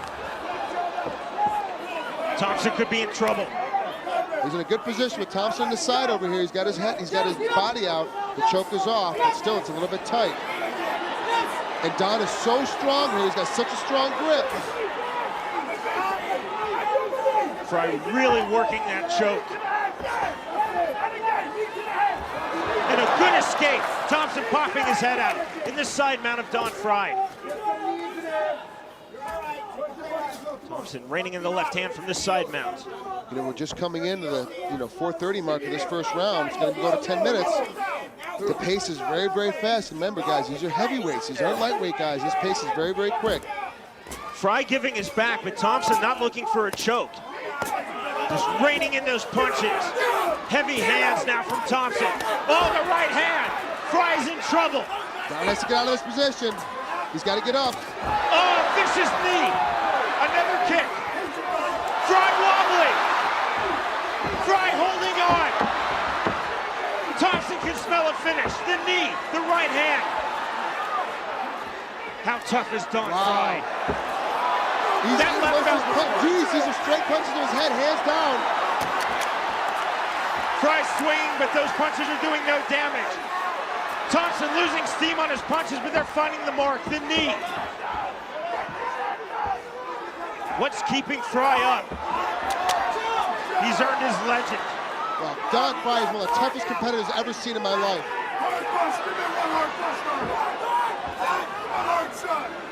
He's got to get some offense off. He can't stand to keep taking punching like this. He's got to get some offense off. The ref is stepping to stop it just because he's not defending himself.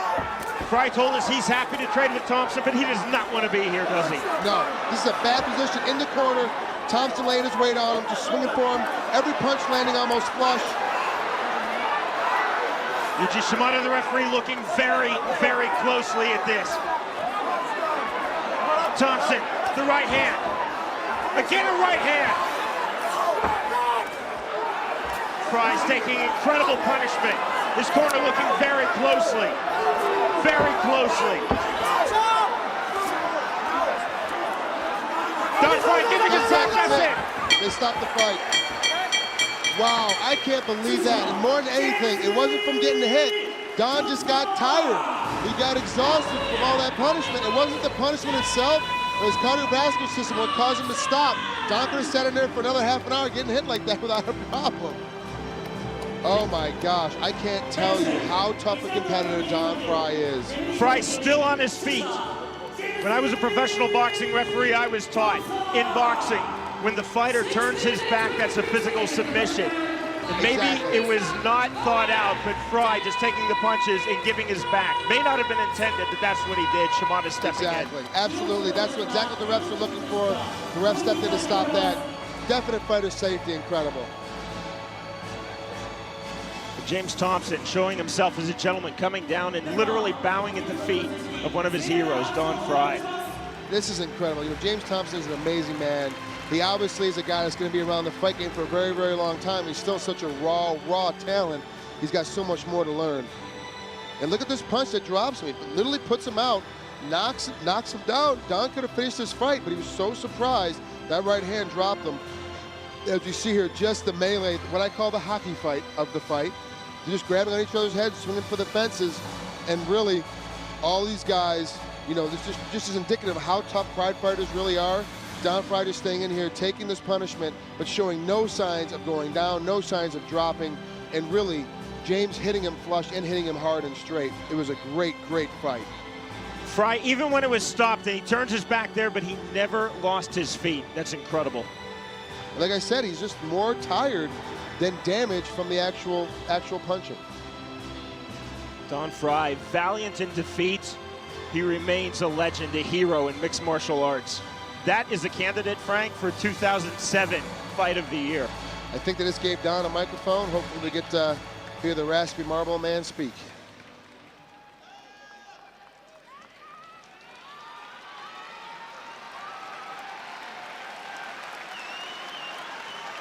Great applause here at Saitama Super Arena for Don Fry.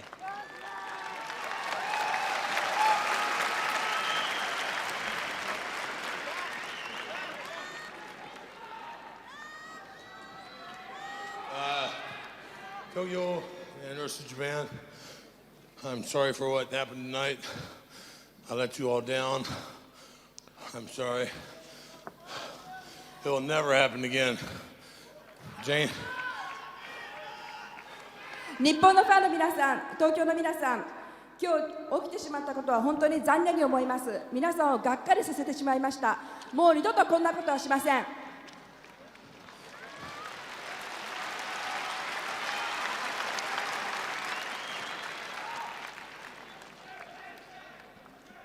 It wasn't all my fault.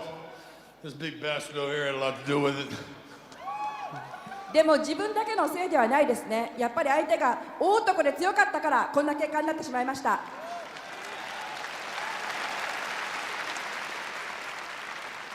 He did a great job. He whooped me fair and square. No excuses. 本当にすごくいい試合をトンプソン選手はしてくれました。正々堂々真っ向から立ち向かってきてくれました。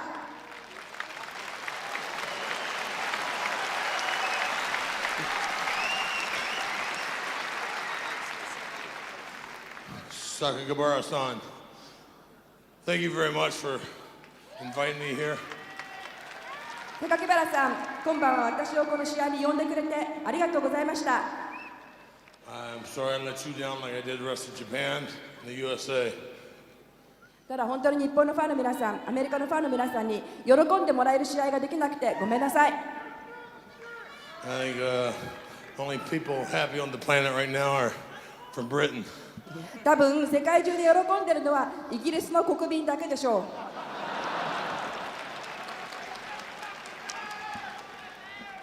Sakakibara-san,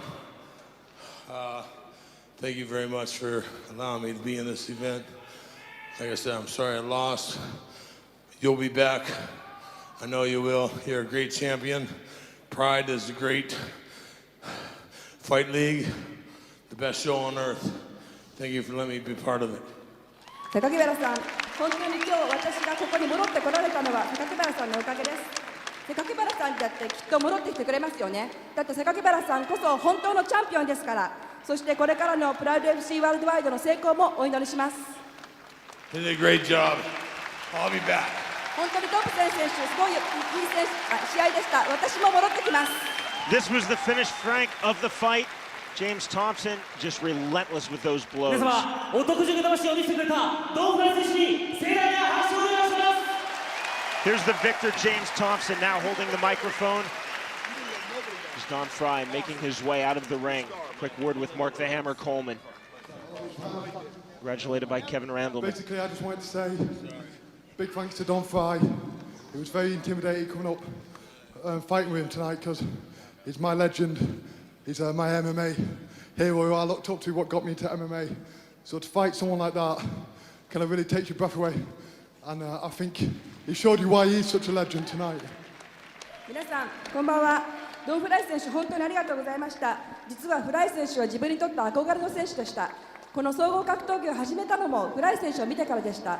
ですからそんな大きな存在の選手と戦うのは自分にとって本当に勇気のいることでした。Nobuyuka Sakibara, フライ Pride 選手は誰も founder, がっかりさせていないと思いま as す。 he watches his final Pride show.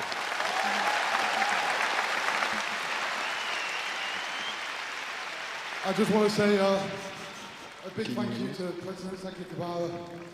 On my debut, I lost in 14 seconds, quite embarrassingly to Alexander Emelianenko. I was completely over my head, but he took a chance on me. The Japanese fans took a chance on me, and they had me back, and it's so far so good. So I'd just like to say thank you to Sakakibara, and I for one will miss him a lot. Thank you, arigato. そして榊原さん、本当にありがとうございます。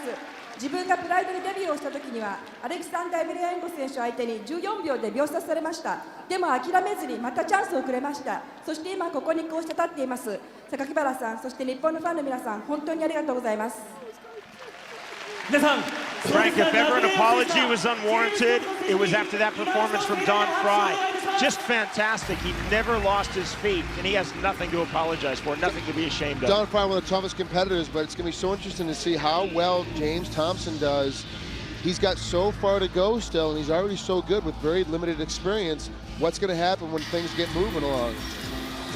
Very soon, coming here to the table, my arch nemesis, Kevin Randleman. That's right. And his ugly stepbrother, Mark the Hammer Coleman. That's right, Frank Trigg. Don't make me say fuck already. My boys are in the house getting ready to take a look at it here with this replay. Guys. Don Fry is definitely one of those guys. Don Fry truly has the biggest set of cojones in the business, man. He's been around since the beginning of the sport. He's exciting every time he gets in the ring. I love the guy. Everybody loves the guy. He gives it everything he's got. He didn't have enough tonight, but Jesus, man, that's a big man coming at him right there. Honestly, could you stand there and take punches like that from James Thompson and stand on your feet? I don't want to take punches like that from nobody. Coming up, Mark Coleman, Kevin Randleman. We're ringside, Pride 34 Kamikaze with Frank Trigg. I'm Sean Wheelock. Glad you're with us for the first time in Pride history, live from Tokyo, Japan at Saitama Super Arena. We send it up to the ring. Here are the Pride Ring Girls. I want this guy next.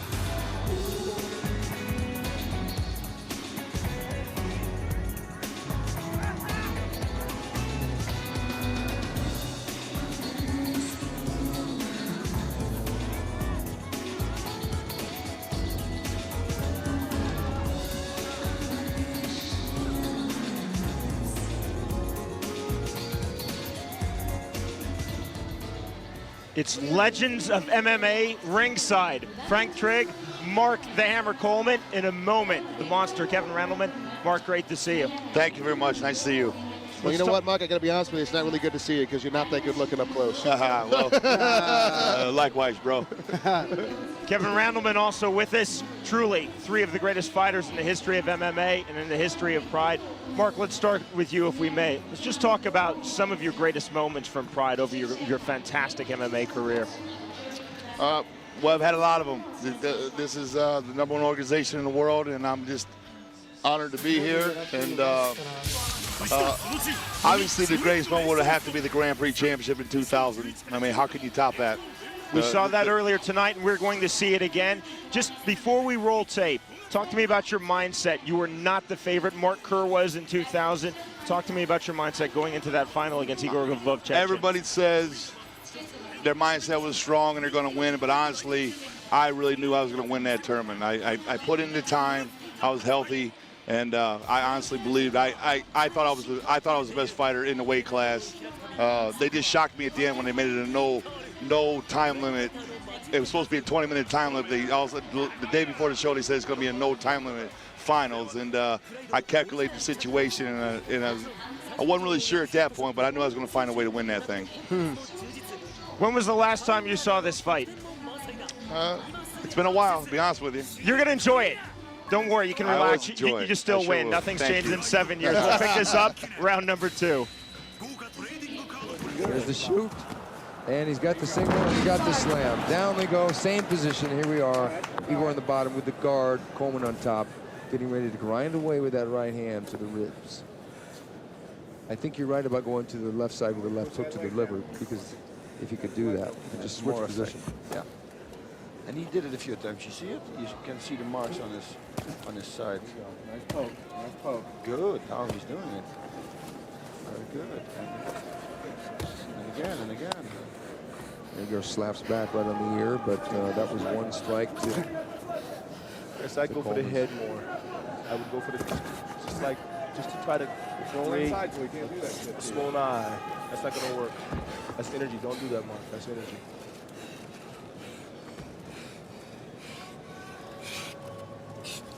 Doesn't seem to be a lot of coaching from Pat Miletich. He's probably just going to let Mark do his thing. Listen to Pat. He's soft-spoken. You know, he's not gonna sit there and scream, which isn't necessary. Especially in Japan, nobody talks. Nobody says Yeah, so you can hear him anyway because they're a very quiet crowd. Yeah, you can hear a pin drop sometimes in one of these matches where they get on the ground. Pummel inside on him. Like right now. Keep your arms inside on him. Boys. Somebody just scrolled there like 60 rows back and you can hear him. Yeah. Yeah, but I think the crowd is here for the finish. Yeah, I think so. They're not going anywhere. They want to know. It's 11 o'clock here, 11:15, and they still here. Like I said, they want to see the end of this fight. It could be an hour, it could be 15 minutes, it could be 2 hours. It's who wants the most. It can be 10 hours. I won't be here that night. I'm sorry. Okay, there he goes. He's passing the guard into the side mount again, but in the corner. Post between you and him with your left. Anytime soon, Post referee between you and him Yuji with your Shimada left. will be resetting them toward the where you can center slide of up. the ring. Because they're going to get all tied up and connected on the ropes. Igor's got his leg up on the ropes now. Now, this is a bad position because Mark controlled that knee. This is a bad position for Igor Vovchanchik. This is like her changing. It's the opposite because Vovchanchik was on the bottom on top last time. Bring him straight down. Straight down. We're facing down, and that's illegal. Down into the top of his head. There you go. Good knees. Although if he blocks him, it's going to still hurt his arm. He's tapping. Oh, he got it. This is great. He made Igor.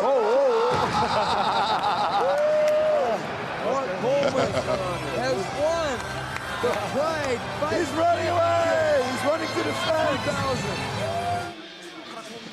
Mark, fantastic victory. It's got to look just as sweet 7 years on. It's always just as sweet. As you can see by the little flip there, my emotions overtook me, and at the time it was the most prestigious, biggest fight in the history of MMA, and to win it as such an underdog, it was just truly emotional. Every emotion you can imagine just took over, and it was just the greatest athletic moment of my life so far. Seriously, Mark. Don't ever do that again. Don't ever try to flip after you win a fight. Seriously. I tell you what, I thought I was my buddy Kevin Redmond for a second, who could jump 10 feet in the air. I thought it was him, and when I got halfway up, I realized I'm not Kevin, and it ain't gonna work. So, you know, honestly, I gotta be honest with you. I really enjoyed that entire fight. Of course, like you know, when you look back on stuff, you go, hey, I'd like to have a little more action. I'd like to have, like to see things we were kind of talking about off mic. But I really want to know, Kevin, you were training with Mark at the time. Yeah. When he did that flip and fell straight on his ass, how much fun did you guys make fun of him back in Ohio? We still make fun of him, and thank you for making fun of him. Every time we see that, it never changes. He still falls off the ring ropes. Thank you guys for having us here. Thank you, Sean Wheelock, new member of the show. And thank you, Frank Trigg. Frank Trigg, Mark Coleman, Kevin Randleman again, without overstating it, 3 legends of Pride, 3 legends of professional MMA. 3 fights we've already seen here live from Japan back to North America. Pride 34 Kamikaze, 3 fights still to go, including our main event, and we'll get from our 2 expert commentators sitting beside us, Frank Trigg, Mark Coleman, Kevin Randleman, UFC versus Pride coming up. Let's go back and let's look at our earlier fights. Guys, please jump in, give us your commentary. Our first fight of the evening. We'll take through outside Tama Super Arena. Anytime Mirko Krokop is in the ring, Kevin Randleman. Excellent. Attacks him right away, Heath. Very smart. This was a very smart move from Kevin. He's got to take him down, though. Yep. Randleman has him hemmed in the corner, looking for the body lock, the underhooks. And they are in a stalemate. Now with a full body lock, Randleman has Krokop. Krokop's going to push his chin backwards. You watch, puts his palms underneath his chin. Kevin is already pressing his head down, so he can't do it. It's also very important here to notice Krokop's expending a lot of energy trying to hold Kevin away. Kevin's actually using his weight to hold Krokop, whereas Krokop's actually having to use actual strength. Good point, Herring, and Heath Herring, of course, victorious over Takahashi earlier tonight, advancing to the Elite Eight. Critical countdown coming up June 20th. And remember, Randleman, a two-time NCAA Division I wrestling champion, knows all about the takedown. Oh, yes, he does. He had like, I think, Ohio State champion, like I said, he had over 155 wrestling matches. Very illustrious career. Record of 14-7 in MMA, making his 6th appearance here in Pride. Record of 3-2. Not good, not good. Yeah, no, but he didn't do anything with the lockup. He should have tried to take him down, so that's why the referee came in. He got to watch out, keep his hand up, because there's the kick is coming. Kick is coming. He's setting him up right now. Yeah, and it's going to go to the body if he keeps his hand Keep too that high. right hand up, Kevin. Come on, bud. Yep. He's got to shoot it now. Yeah, you see it coming. There's the takedown attempt by Randleman with the shot back up to his feet. Excellent. And by Randleman. Knocks down Krokop. Holy unbelievable. Who would have guessed that? Randleman has Krokop on his back. It's over. Unbelievable. Randleman has knocked down Mirko Krokop. The monster has knocked down Mirko Krokop. Kevin Randleman has knocked down Mirko Krokop. Kevin, what are you thinking about as you watch that, your knockout, stunning knockout of Mirko Krokop-Filipovic? Sean Wheelock, a new member of the Pride family. Frank Trigg, thank you for having me here. When it comes to fighting, we all know one thing. It doesn't matter. The last 10 seconds of every fight is what really matters. If you can hold your own the whole fight, if that guy's a little bit more tired than me, then we can win. But in the fight, I trained with Chuck Liddell before that fight, that whole week over here in Japan. Chuck Liddell, great fighter, American champion in the UFC. He told me, and when he goes to throw a punch, you attack his right shoulder. Throw the left punch to his right shoulder and get him off balance, and the kick won't hurt as much.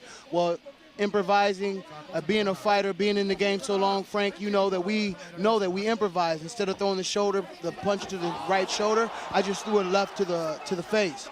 Improvised. People say it was a lucky punch, but I say we practice this every day in practice. This is what we do, Frank Trigg. And I can't wait to get your ass in the ring because goddamn it, Twinkle Toes. Kevin, you know, in any sport, there's no such thing as a lucky punch. No. You were trying to hit him, right?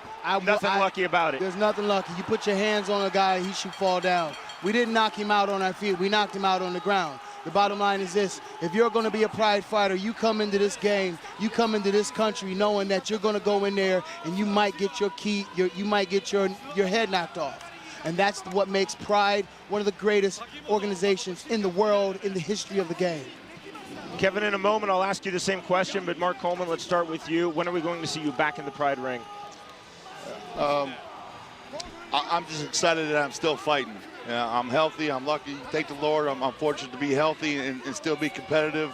And I'll be fighting until I can. I still think I can win a world championship. And right now it's in a little state of transition, but I'm expecting to fight sometime in June. Did you think that Pride would be able to go a full 10 years and get even stronger after the first decade?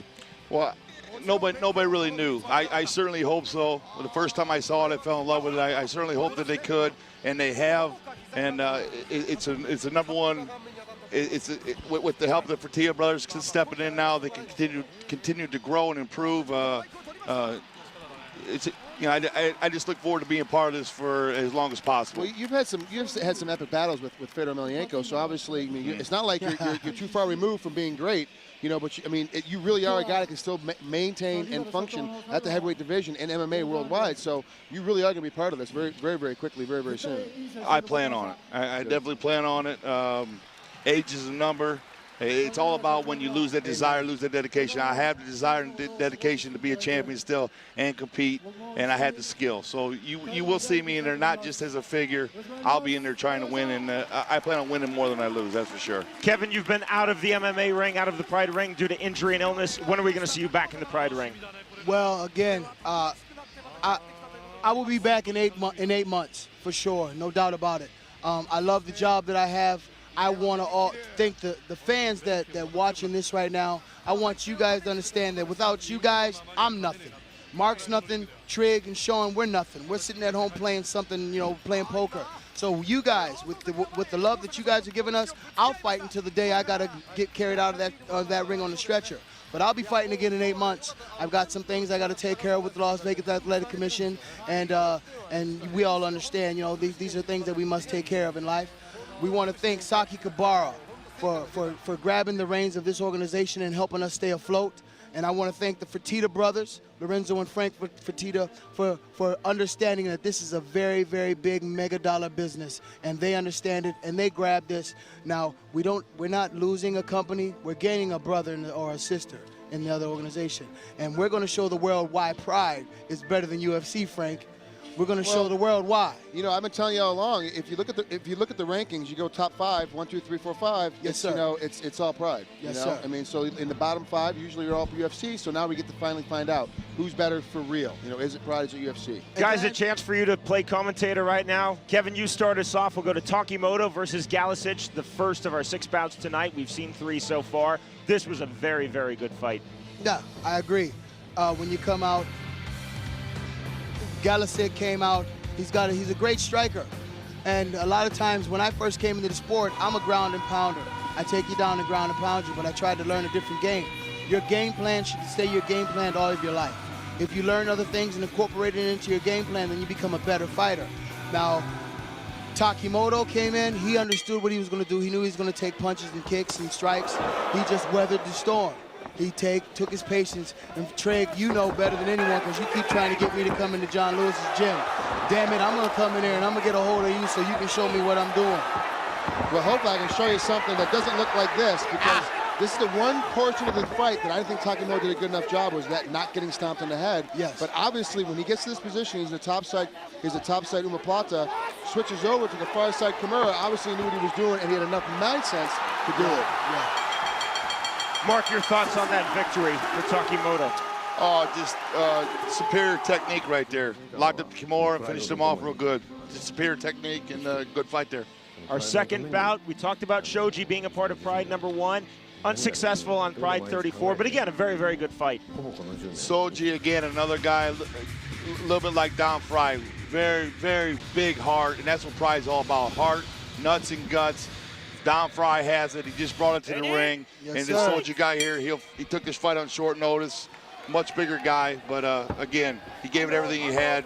Came up a little bit short. A bigger, stronger man won this fight here. And we saw really Ivo win it with the ground and pound. Shoji was sitting up in the full mount, but he just couldn't land his punches. I think you made it because really, you invented ground and pound, Mark. You made it look simple, but it's not easy to punch a man when you're sitting in his guard. Well, it's not. Ground and pound was effective for me back in the day when the headbutt was legal. You know, the ground pound, it's still very effective, but you got to have more technique now. You got to pass the guard. Well, you know, that was beautiful ground and pound, but there wasn't a whole lot of defense going on right there. So, you know, ground and pound is effective, but much more technique involved now. Before it was just a straight headbutt, right hand, left hand. Now you got to pass the guard, posture up it. It's not going anywhere. Ground and pound's here to stay. And guys, this I think is really an early candidate. Frank Trigg's a hell of a ground and pound. He is. Early candidate for 2007 Fight of the Year, Thompson versus Fry. James Thompson, he is learning. He is really learning in this sport. Yeah. But how good was this victory? How heavy are his hands? And he says that he still lacks punching power. I tell you what, this was an awesome, exciting fight. This is what Don Fry's coming to bring excitement. He's an entertainer as well. James Thompson's a big guy right there, but you might have saw one of his weaknesses right there. He doesn't take a punch so well, and honestly, we've been supposed to match up with each other for the last 3-4 years, and maybe now it can happen. I wouldn't mind fighting James Thompson. I was going to say, Mark, it sounds kind of a little bit like you're laying down a scouting report on the guy who might have to compete again. A little coaching. Kevin, let's talk to you about this fight. What did you see from James Thompson in this win? The one thing about fighting, and if you don't understand this, the Americans, the Europeans, everybody, if you're just now catching in and tuning in to the Pride Fighting Championships, it doesn't matter. You're never out of this fight ever. If I'm beating Frank Trigg for 3.5 rounds, the last 20 seconds Frank Trigg beats me with a leg lock or knocks me out. You can't get complacent when you're in the ring. Fry, he's a warrior. Incredible punches. He never lost his feet. He is a warrior. When you come in here, we sit and practice. You do this in practice. This is why we spar in practice. You get used to getting punched and rung your bell, and you keep going at it. This is what makes our organization one of the best organizations that will ever be. WWF, UFC, nobody has nothing on us. We stand on our feet. Guys, Frank Trigg said it. Fry landed the early punch, knocks down Thompson, and he just doesn't seize the moment. It was almost like, as Frank said, he was shocked. Needed to seize the moment. Down Fry needed to get him early. I think he knew that, and when he didn't do it, that gave James Thompson a chance to come back. Trigg said it best. And I will say that James Thompson is improving daily, weekly, monthly. He will be a tough opponent, but somebody I look forward to maybe possibly fighting in the future. Mark the Hammer Coleman, Kevin Randleman. Let's talk about final comments from both of you. Coming up, this is UFC versus Pride, the main event. Fujita Monson, this bout and many more to come. I'm extremely excited about this. Heavyweights, two big heavyweights going at it. Fujita continues to improve. He's traveled the world to improve his skills, get the proper training. We'll see how much it. You go to where you need to be. We'll see if it's worked for him.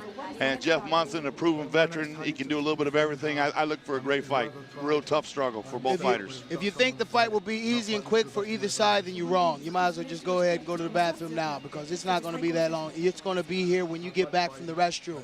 These guys will still be fighting in the ring. Kevin, who do you pick to win? I gotta go with the fence. I got to go with I gotta go with Fujita. You talking about the Fujita Monson? Yeah. I'm going with Monson on this one. I got to go with Monson because, he's tried and true.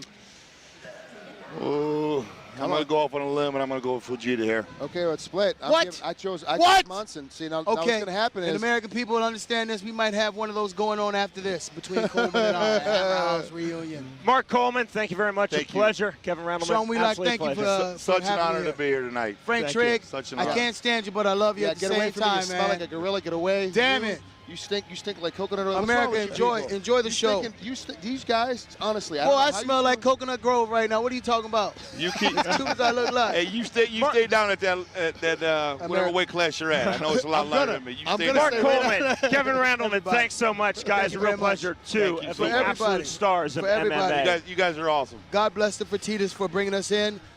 We are live for the first time in Pride history, back to North America. Sitting ringside along Frank Trigg, I'm Sean Wheelock. Glad you're with us. Staying up very, very late, actually into the early morning hours on the East Coast of North America. Pride 34 Kamikaze. Again, a very emotional night here, Frank, in Japan. The final Pride show under DSE. Well, like I said, for me, it's really difficult because, as a fan, as a fighter, as a broadcaster, as an employee, as a guy that just loves being around and being here, to see this all kind of come to an end. And, I have a lot of good, close friends in here with, Jerry Millen and Jay Tan and Toriata Villa and, and Saki Gabaris. Like, now what's going to happen with all of us and what's going to go on next? You kind of wonder. And we all hope that will be around. Yuji Shimada has been one of my refs my last 3 fights. Yuji's been my ref. And these are guys that are friends, of mine that I call on, we talk to all the time, and we kind of hang out and what have you. And now all of a sudden that might be coming to an end, or it might just get bigger and better, because it's a very interesting time right now to find out what's going to go on and what's going to happen. And so for me, it's very, very hard, to watch a lot of these guys. I could watch a guy like Don Fry fight and compete, and sitting next to guys, good, very close friends of mine with Coleman and Randleman, and I'll be talking about at the end of an era, and like this is the end of an era, but is it going to be like the Phoenix, where it raises up even bigger and better, or or are things going to change completely where we won't recognize it anymore? It's a very weird time, and tonight the fans, it's another packed house here at Saitama Super Arena in Tokyo, and the folks are, the fans are even outside. When I walked outside earlier, we were even like, what's next? What's going on with you? So it's going to be very interesting, and we all hope it, as we hope in America, everything gets bigger and better. Traditionally, when Americans grab a hold of something, it tends to get bigger, but we're going to see what happens. Frank, let's talk, though, about our main event of the evening. We were just talking about it with Mark Coleman, Kevin Randleman. The first of what we assume is going to be many, Pride versus UFC. Jeff Monson selected to represent UFC, a great honor. and obviously Fujita. In many ways, I think he is symbolic of the great fighters in Pride. Not a world champion, but he is so tough, and he really takes this as an honor to be fighting Monson. Well, you know what? I talked to Dan Henderson earlier, who owns 2 belts. He has a 185-pound belt and a 205-pound belt. And he's all for it. He doesn't care who he fights. You know, put me in front of any one of the UFC guys, any one of their champs. I'm beating either one of those guys. Let's go. Let's make this happen. And Jeff Munson's the exact same way. He's like, look, I'm here as a UFC representative. I'm here to prove that the UFC is better than Pride by having, you know, UFC versus Pride in this competition. This is the first one of many epic battles that we're going to see, where it's going to be a UFC champ, a UFC highly ranked man versus a Pride champ, or, you know, Pride highly ranked man. Let's see who the better guy is. You know, let's put it together and see what happens.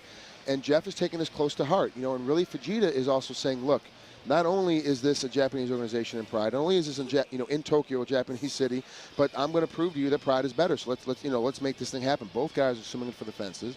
Both guys have great wrestling ability. The first time that both these guys are competing against a guy that's almost of equal height, both of them about 5'9", 5'10".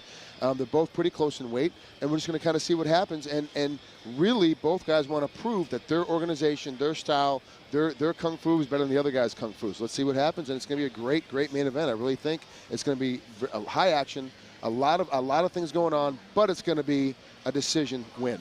You know, that's what's going to happen. Fujita is a great wrestler, but he punches so hard. He nearly knocked out Fedor Emelianenko. You know, he really does. He's very, very strong. He's very, very stiff. He doesn't punch like snappy boxing style. He punches like a wrestler, where he hits you with his whole body, and it's a very hard, you know, almost like getting hit with a brick. And he is very, very good at what he does. He knows how to control the inside game. He knows how to control everything from a very, very close position. When he gets on a single leg, he's not going to let it go. And he gets in a takedown, he's going to force himself in there. He's very, very strong upper body. Very strong upper body, very strong upper torso, and knows how to punch his way out of positions if he needs to. And then when he hits you, as you'll see right here, he knows how to hit incredible. He looped Fedor Emelianenko's knees. He really put him down in a position where everyone thought it was going to be done. And you can see the fans in the background, they were going crazy because they heard the punch, they saw the action, and they thought it was going to they thought for sure that he was going to be able to beat Fedor that night. Fujita Monson in our main event. We have a great feature bout as well. Ricardo Arona versus Sokoju. You know, I really think that Sokoju can pull the upset tonight. If there's going to be an upset tonight, it's going to happen. But I just think Arona's just got a little bit more ring experience, has spent a little bit too much time in the Pride ring, really developing his style. I think it's going to happen. Sokoju, if he wins, he is the next star, no question, in MMA. Yeah, absolutely. Sokoju is really good, great judo guy, and then, of course, with Arona being a great Brazilian jiu-jitsu practitioner. That's Frank Trigg. I'm Sean Wheelock. This is Pride 34, live for the first time ever back to North America from Japan with Saitama Super Arena. We send it up to the ring.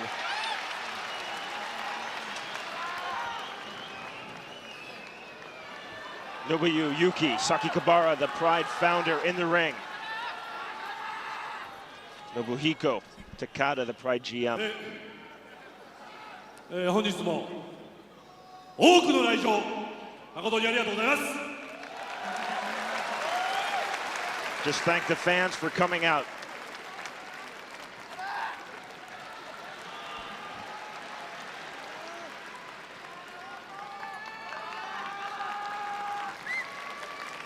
Frank, mixed martial arts is where it is because of the contributions of these two gentlemen. ちょっとだけ、いや、いらない、いらない。いらない。そのパワー、選手にあげて、選手にお願いします。He just told the crowd, save the applause for the fighters, not to him. 今まで5試合、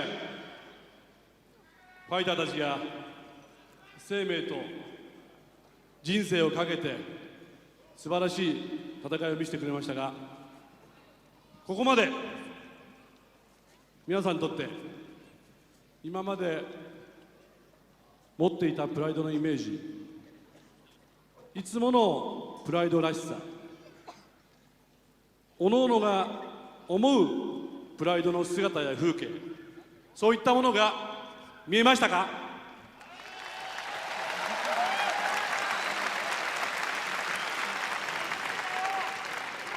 Saying that it's been a great Pride so far, and this is the standard of excellence that we always expect from Pride. Still 3 fights to come tonight.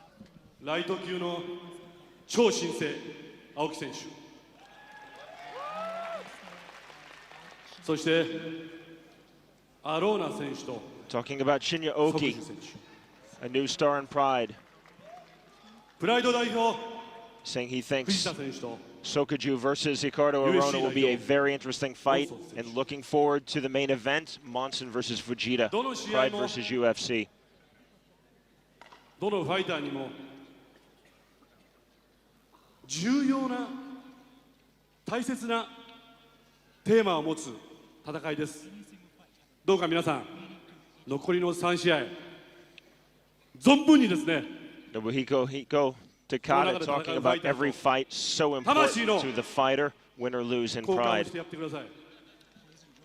激しく、むちゃくちゃ楽しんでください。お願いします。 Saying that the fighters give their soul and their spirit in the Pride ring, Frank. それとごめんなさい、もうすぐ終わりますから大事なことを一つ、言わせてください。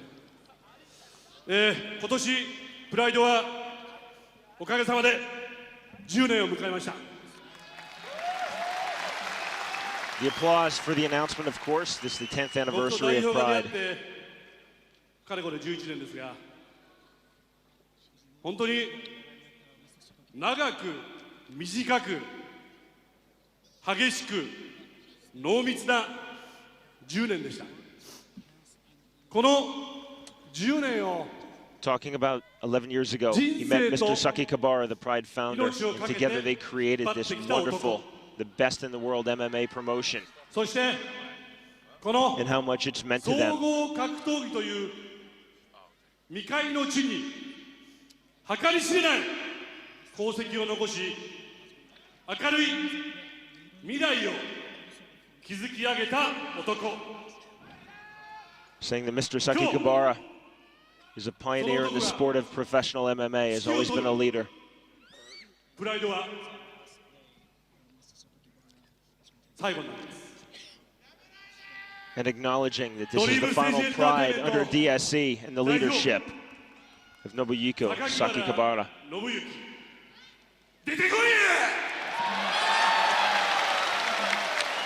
Saying, let's now bring Mr. Sakikibara up to the ring. That was Nobuhiko Takada, the Pride GM, and the Pride founder, Nobuyuki Sakikibara. Two of the great men in mixed martial arts. Now, Mr. Sakikibara.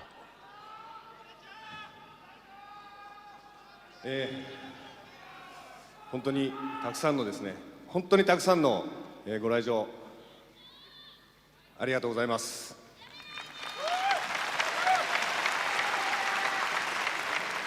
Thanking the crowd, thanking for the full house, everyone in attendance at Saitama Super Arena. 私は高田さんと出会いました。そして高田さんから一つの夢を託されました。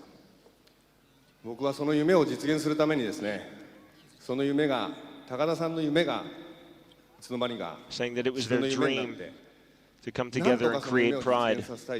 その思いだけで必死にその夢の実 Saying that 現に向け Mr. て Takada's 頑張りま dream した。 was a shared dream for both of them. They've worked both so hard to make their dream come true. 夢を与えてくれた高田さんにこの場をお借りしてもう一度心からお礼を申し上げたいと思います。高田さん、本当にありがとうございました。 Thanking Mr. Takada for allowing him to share his dream, his vision in creating Pride. そんな思いを10年間気づけばですね、この10年間常にもう一回次のイベントももう一度もっと感動を皆さんに与えたい、そんな思いで気づけば10年経ってました。少しでも皆さんに戦う選手たちのですね、このリングの Saying that 中で looking 戦 back う over the 選手 10 た years ち of の Pride, it was his 勇 goal 気あ to る make 戦い every で new Pride event better than the み last. んなが日々の生活の中でですね、人生の中で生きていく勇気や夢をですね、このリングの中から発したい、そんなものを本来であればですね、私はリングの中で戦うこともできないし、こうして本当は皆さんの前でお話しするっていうのも立場ではなくて、こういうリングを支える、 Saying 作 that り he 出す has 立場だと思うんですけ hoped ども、 that he's been able to accomplish with 今 Mr. 日その思い Takada を伝えさせていただ the ける中で opportunity 言う for な the らば、 Pride fans to share their hopes and their dreams with the Pride fighters. 少しでも皆さんと選手のエネルギーの交換、そして勇気の交換をですねさせる、そんな場所が作れればと思って、いろんなマッチメイク、本当にたくさんのマッチメイクをですねこれまでああしたらいいんじゃないか、こうしたらみんなに喜んでもらえるんじゃ Saying ない that it か。 was his goal that Pride would be a stage where こう both した the らもっ fans と and the 激しく fighters 戦って could exchange 生き their 様をですね spirits, their 人生 passion を全てかけて for このリングで professional 戦えるんじゃない MMA. か、そんなことを思いながらこの10年間やってきました。ただその中で公言しておいて Mr. ですね、 Saki Kabara is 皆 saying さん that に it's been この his カード組みま lifelong す、 goal このカード組みたい to で make す this って言って profession 一つだけ so good, so 実現 strong できなかっ in た Japan and そん worldwide. なカードがあります。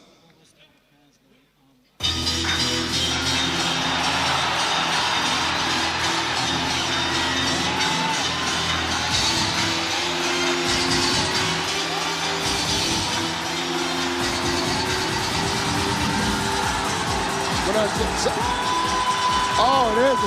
This is huge. There's no way this can be happening right now. It's his shtick. You're trying to say that Sakuraba is coming back to Pride by walking down the ring right now. It's his opening. It's his light system. It's a guy in a mask. He always walks in. Ladies and gentlemen, you got to forgive me. We weren't prepared for this at all. This wasn't in our production meeting. We had no idea this was going to happen. The truck didn't tell us in our ears what's going on. If this is indeed Sakuraba coming back to Pride, this is a huge, huge deal for Pride Fighting Championship. This is a true... Could this be the famed Gracie Hunter? It is. They say it is. I'm waiting to take the mask off. I'm a doubter. I'm a doubting Thomas. He does have Saku on the front of his shirt. Yeah. Let's see. This is a big deal in the MMA world if this truly has happened.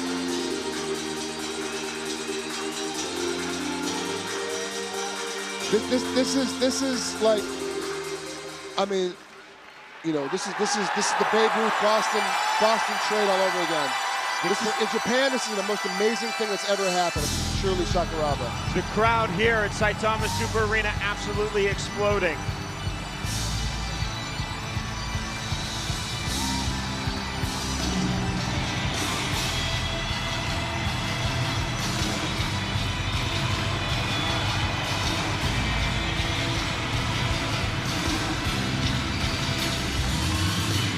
Is this? That's Tamura. This is Tamura. You guys have to understand, when they used to train together, Tamura and Sakuraba, Tamura was like the older brother. He used to always pick on Sakuraba. Sakuraba always wanted to fight Tamura, but Tamura wouldn't do it. He always picked on him in the dojo, like a big older brother, but they would never compete against each other.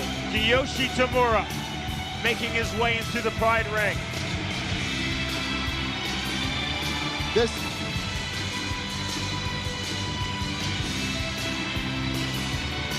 This will be a huge deal because Sakuraba wants to get revenge on Tamura for picking on him for all those years when they were trained together.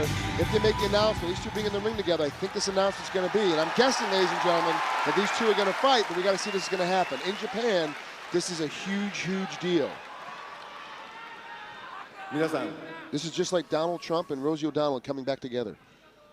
And laying it out in the line one more time. Well said. リングに立ってくれてます。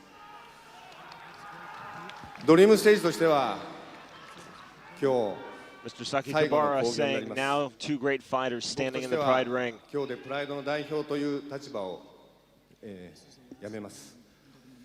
この2人がこのリングに Saying 立 again, って this is the last Pride under DSC. 本当にみんな That の he, Mr. Saki Kabara, is stepping It down. looks like to me Sakuraba's crying.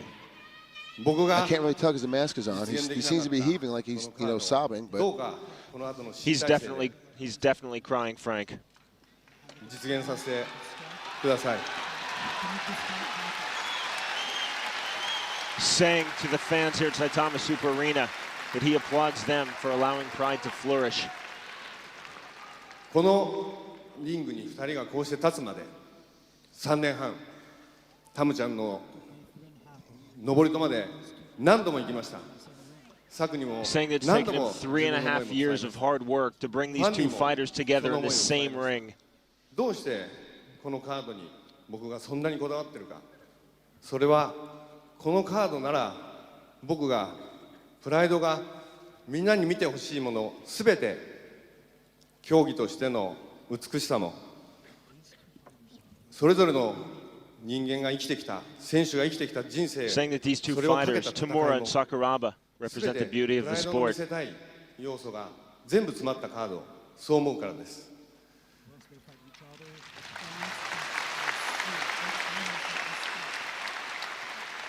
こうしてこのリングに立ってくれている Mr. Sakikibara is saying if these two fighters, Sakuraba and Tamura, fight each other, fans will see the true 試合を nature する of という意思がある MMA. からこのリングに立っているはずです。あとは今後のプライドの未来で Saying that the two of them in the Pride ring means that they will finally fight. そして今日ここに桜庭和志が帰ってきてくれています。 Saying that Sakuraba has returned to Pride on this day.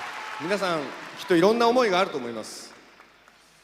3月27日の会見が終わって桜庭選手から直接電話もらって本当はこのジーパンも脱いで T シャツも脱いで4月8日桜庭さん試合させてください、そう桜は僕に電話で言ってくれました。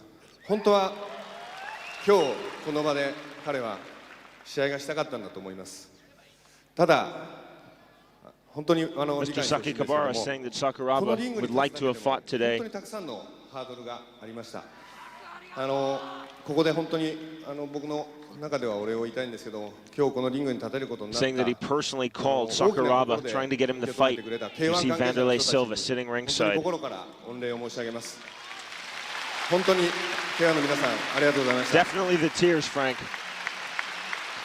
Saying thank you to all the fans. きっと近い将来いくつかの問題も解決して桜庭選手がこのリングで試合をしてくれるはずです。その時は本当にまたみんなでお腹の底からですね Acknowledging all of the contract problems, but that Sakuraba is returning to Pride to fight.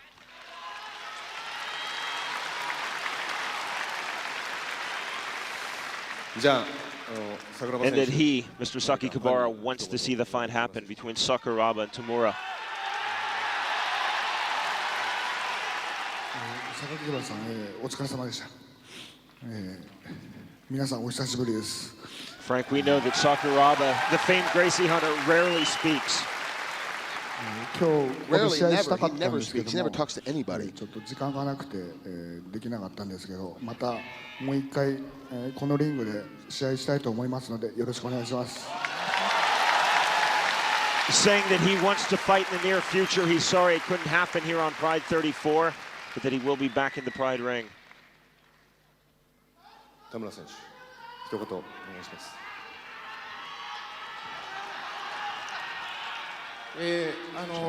試合もしない自分が、リング上挨拶をするのはちょっと大変失礼なことだと思うんですけども、坂広場代表の花受けのため一言挨拶を Saying that he feels nervous standing in the Pride ring, even though he's not actually fighting on this card. 3点ほど言いたいことがあるんですけど、まずその一つ、榊原代表に、10年間本当に、長い10年間であったと思うんですけど、神経削るような、気度荒くな交渉事や本当に大変な、10年間だったと思います。Saying how sad he is to see the end of the reign of Mr. Sakikibara come to an end in charge of Pride. スタッフの皆さんです。また新たなプライドスタートを Saying now how much he appreciates the Pride スタッフの fans. 皆さんとファンの皆さんの支えがなければ、ここまで来れなかったと思います。で、榊原代表の意思を受け継いで、 Giving acknowledgement to the fans that Pride would not have lasted a decade without them. プライドを進化させていただきたいと思います。 The applause for the pronouncement from Tamura that they will keep alive the dream of Mr. Sakikibara. まず彼がこのリングに、どういう気持ちで挨拶に来たかっていう気持ちをまず組んでもらいたいと思います。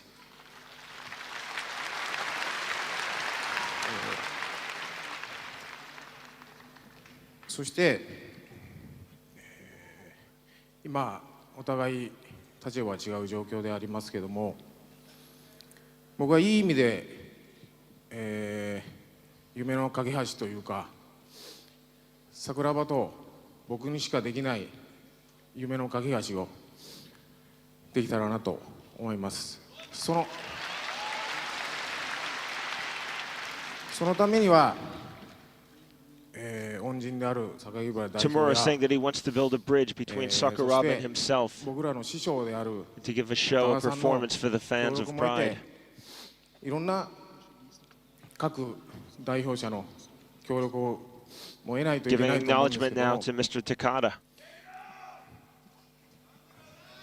もし本当にそういう意味で僕と桜庭でしかできない夢の架け橋が実現できたらなと、心の底から思います。ちょっと長くなりましたが、僕からの、気持ちです。ありがとうございました。Giving thanks to the fans and again that he wants to build a bridge between himself and Sakuraba. 選手も交渉させていただいたんですけど、さくちゃんもタムちゃんもですね、結構頑張って話した方だと思います。いつもですね、 So Sakakibara now saying that he's negotiated with both fighters. 3時間4時間ずっと黙り、 And he's tried very hard to bring these two together in the Pride ring. ってこともね、田村さん何度もありました。はい。でもきっとですね、 That he's reached out so many times to both Sakuraba and 使い方あると Tamura. 思いますけど、この2人がこのリングにいる。そして必ず次の世代のプライドで実現する。私はそう信じています。もしその日が来たら、私はですね、観客の皆さんと一緒になって観客席で本当に待ちに待った Saying that he strongly believes that these two fighters will come together in the Pride ring one day. 必ずみんなの夢をですね、桜庭選手、田村選手、実現させてあげてください。非常に長くなりましたが、この後後半3試合、プライドの勢いは止まりません。最後まで楽しんでいってください。本日はどうもありがとうございました。 Thanking the Pride fans, saying enjoy the rest of Pride 34.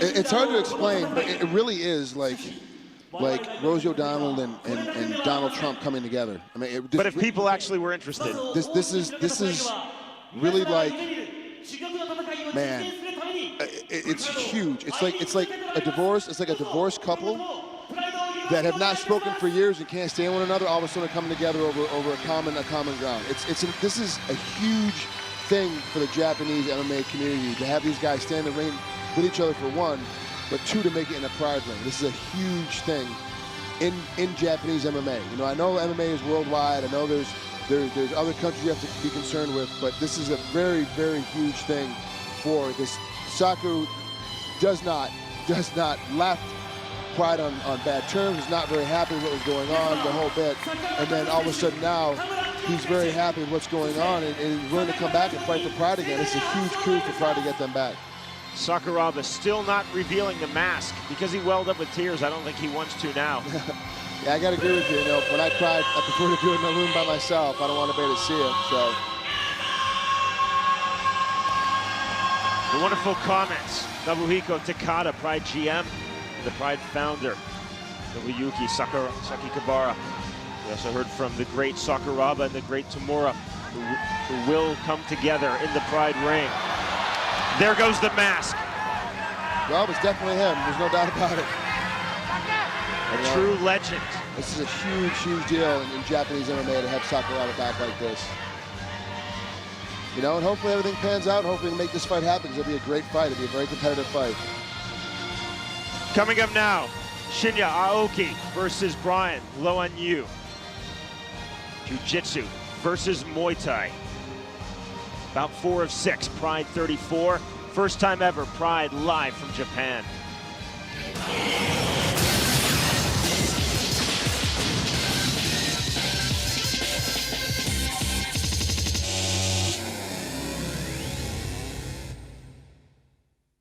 Pride 34、ただいまより本日の第6試合を行います。 And now for the 6th match.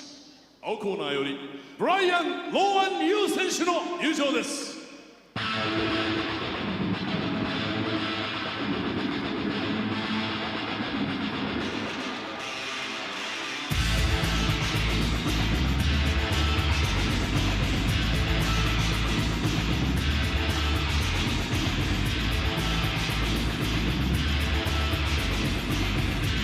We are live inside Thomas Super Arena with Frank Trigg. I'm Sean Wheelock. In the blue corner, from the Netherlands,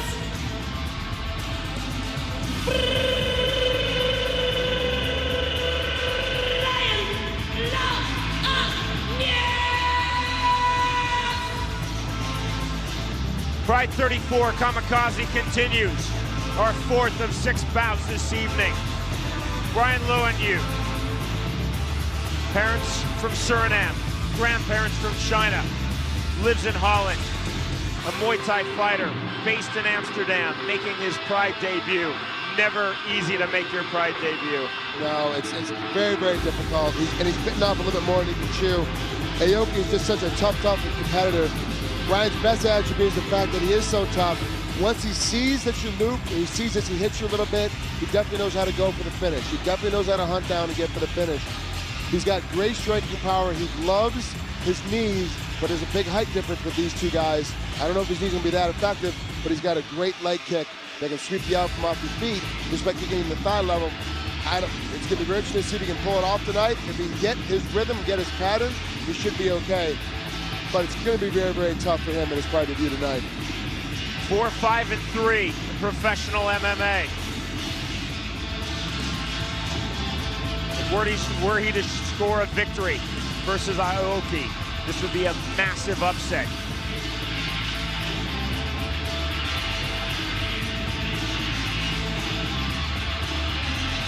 Frankie definitely does not want to go to the ground against the submission specialist, Aoki. And whether he's on top or on the bottom or on the side or have, with Aoki, he's so superior. He's by far the best lightweight submission specialist out there right now. Aoki is by far one of the best, if not the best. Brian definitely needs to keep it on his feet. Needs to get inside as quickly as he can because the height difference. Try to bang this guy out and try to knock Aoki down as quickly as possible.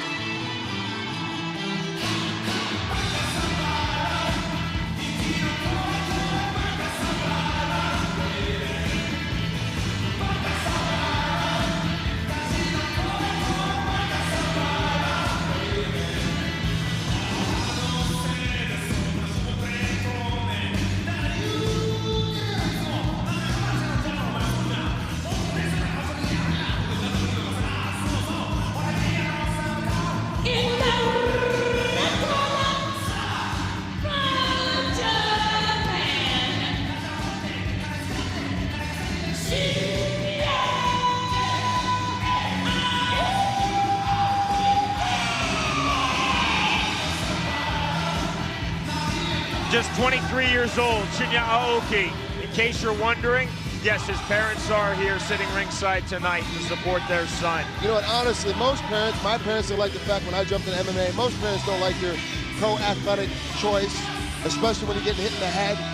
His father, of course, wanted more for his son. He wanted his father, his father wanted his son to be a police officer. He was on track to do that.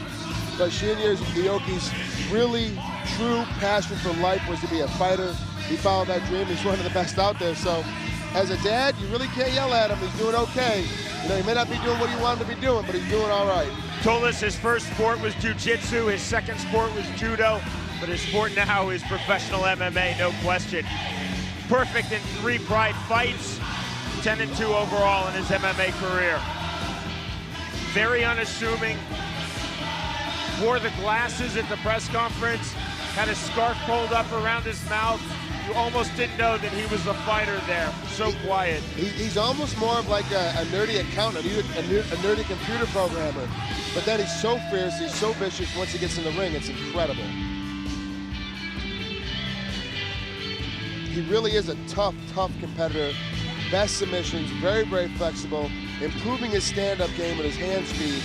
But he uses his stand-up game, he uses his hand speed to just make it so he can take you down and get to the ground, which is where he's going to beat you up anyway. これより第6試合を行います。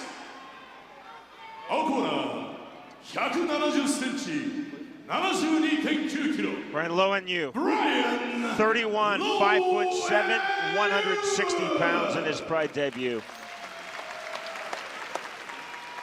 赤コーナー、180センチ、72.6 キロ。青木真也。 Shinya Aoki, we told you, just 23 years old, truly a rising star in Pride. 5'11", 160 pounds.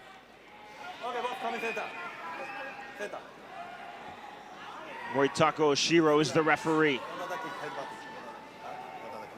Like Makoto Takimoto, Frank, wearing the gi into the ring, but he's not going to fight in the gi. Okay, shake out. Okay, corner, stay corner. Interesting. I didn't think that Brian was gonna go ahead and shake hands, but Aoki in the yellow and blue, Lowenyu in the white.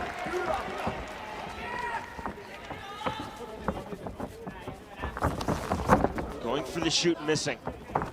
Oh, there's the big knee. Aoki caught it. Takedown and into the guard.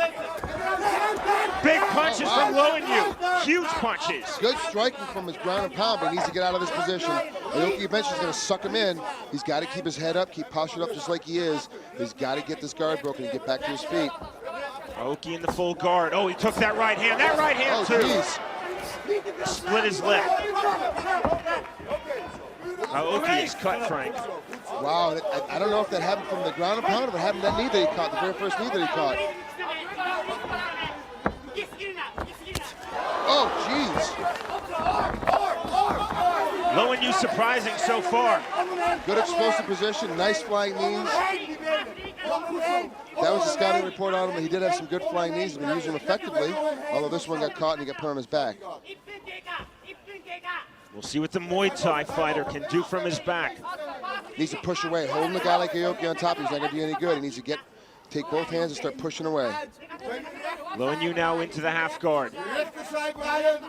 Aoki making his pass. He has his foot flipped up over that thigh. He's getting ready. Oh, nice reversal, but not a good position. Right to the armbar. There's the armbar. Does Lowenyu have an escape? Trying to punch his way out of it. He is caught. That's the tap. That's it. That's it. I couldn't even see the tap. Both his hands were caught. Wow. I believe it was a verbal submission because, as you said, his hands were caught. Both hands were caught underneath. He had no place to go with his hands. I'm completely surprised. I didn't see the tap. I couldn't even call it because both his hands were caught underneath. But Aoki is so quick, so flexible, made that roll over right to that armbar. He did a great job. Aoki is one of the best guys in the lightweight division. He's going to give a lot of guys fits, whether it's Takanori Gomi, whether it's Sakurai, or whoever he fights in the lightweight division. He's definitely going to be a guy that's going to be able to bang guys out and be able to, submit them very, very quickly. Lowenyu, to that point, had done very, very well, and then caught in that armbar. 1 minute 33 seconds of round number one.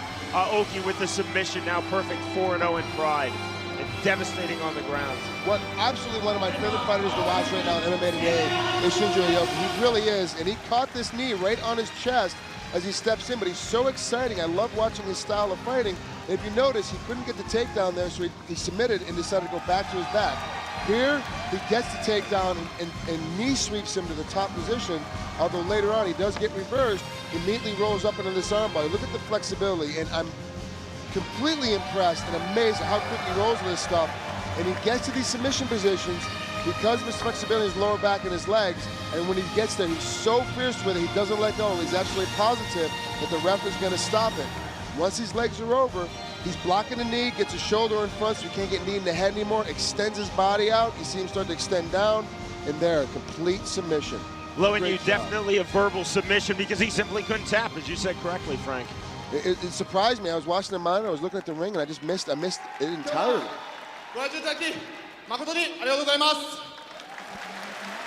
Aoki telling the fans, thank you for coming tonight.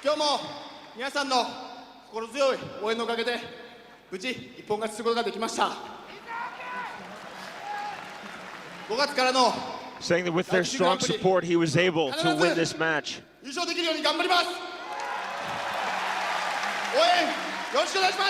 The applause because saying that he will do his best to win the lightweight Pride tournament, which will happen in May.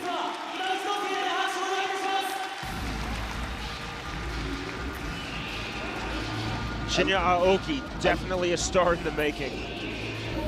You know what? Honestly, if you look at the lightweight division, you look at the different guys. Even if you have a UFC, versus Pride, bring the best lightweight guys in for the lightweight division, and they're it's going to be at 160. So you have to figure out which guys are bringing in. He submits every guy that they bring in. Like anybody that comes in from the other organization, he submits every guy.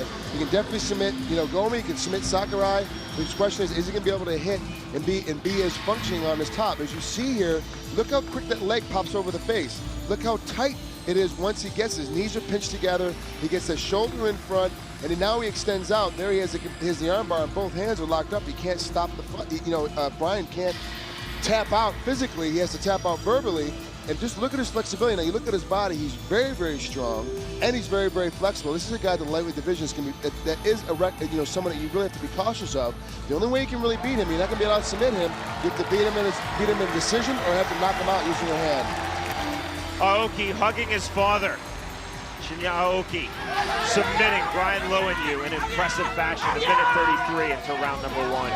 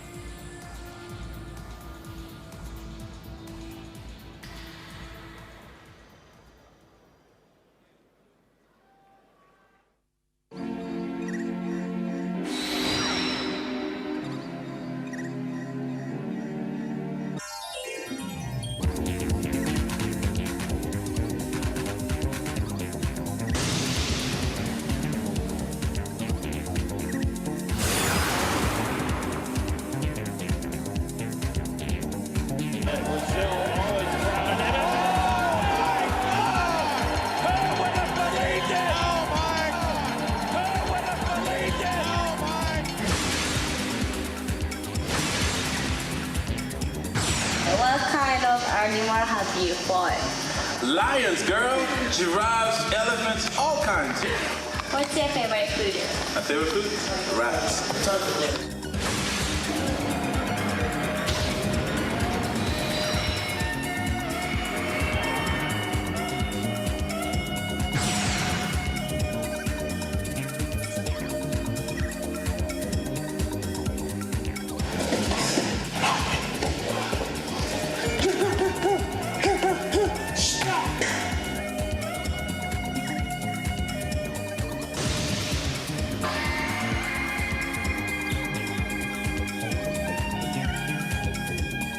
Jungle fighting and Vietnam.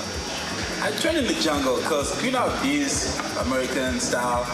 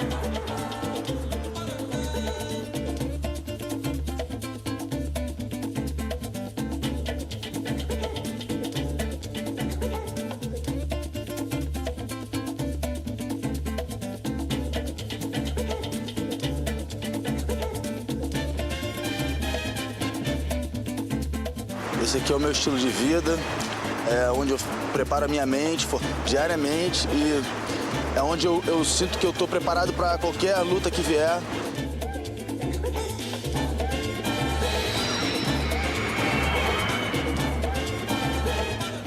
Eu acho que o mais importante é o que está dentro, né? Não é o que está fora.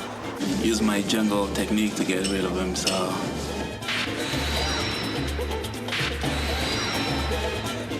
I'm stronger than all of them, so none of them will stop. Agora o próximo passo é o próximo evento, é o que eu estou mais preocupado.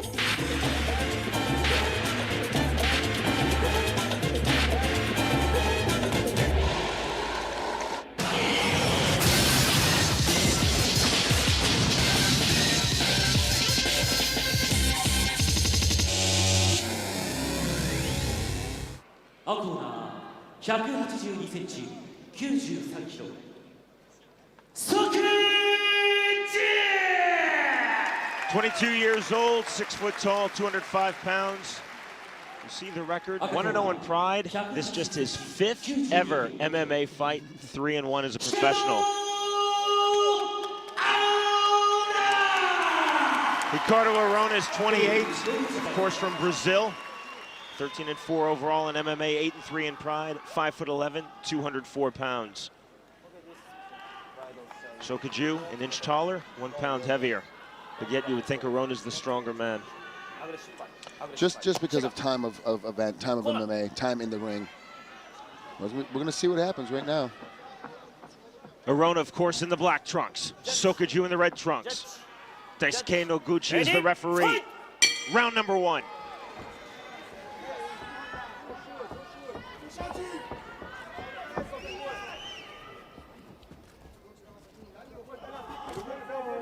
Sokaju feinting.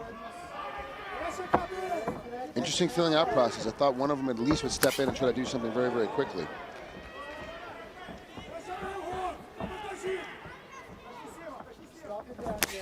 That's a big, powerful right-footed kick from Sokaju. Kick right back from Arona. Those kicks will do damage later. As the longer the fight goes, the more it's going to, less leg movement Arona's going to have. They're high enough right now in his thigh that you don't have to really worry about checking him. And if you check him, it's going to be shin on shin, and that could hurt one guy just as much as the other. So right now, I think Arona's doing a good job of just taking that kick for the moment, but he couldn't take too many more of them. 3 or 4 more of them. He's going to have to start checking him for sure. Very cautious start to this fight from both men, Sokaju and Arona. Arona eventually is going to get frustrated and step in. That's his MO. Give him another 30 seconds or so. He's going to step inside very, very quickly. Try to at least tie up. 3 seconds instead of 30. That's a good call, Frank.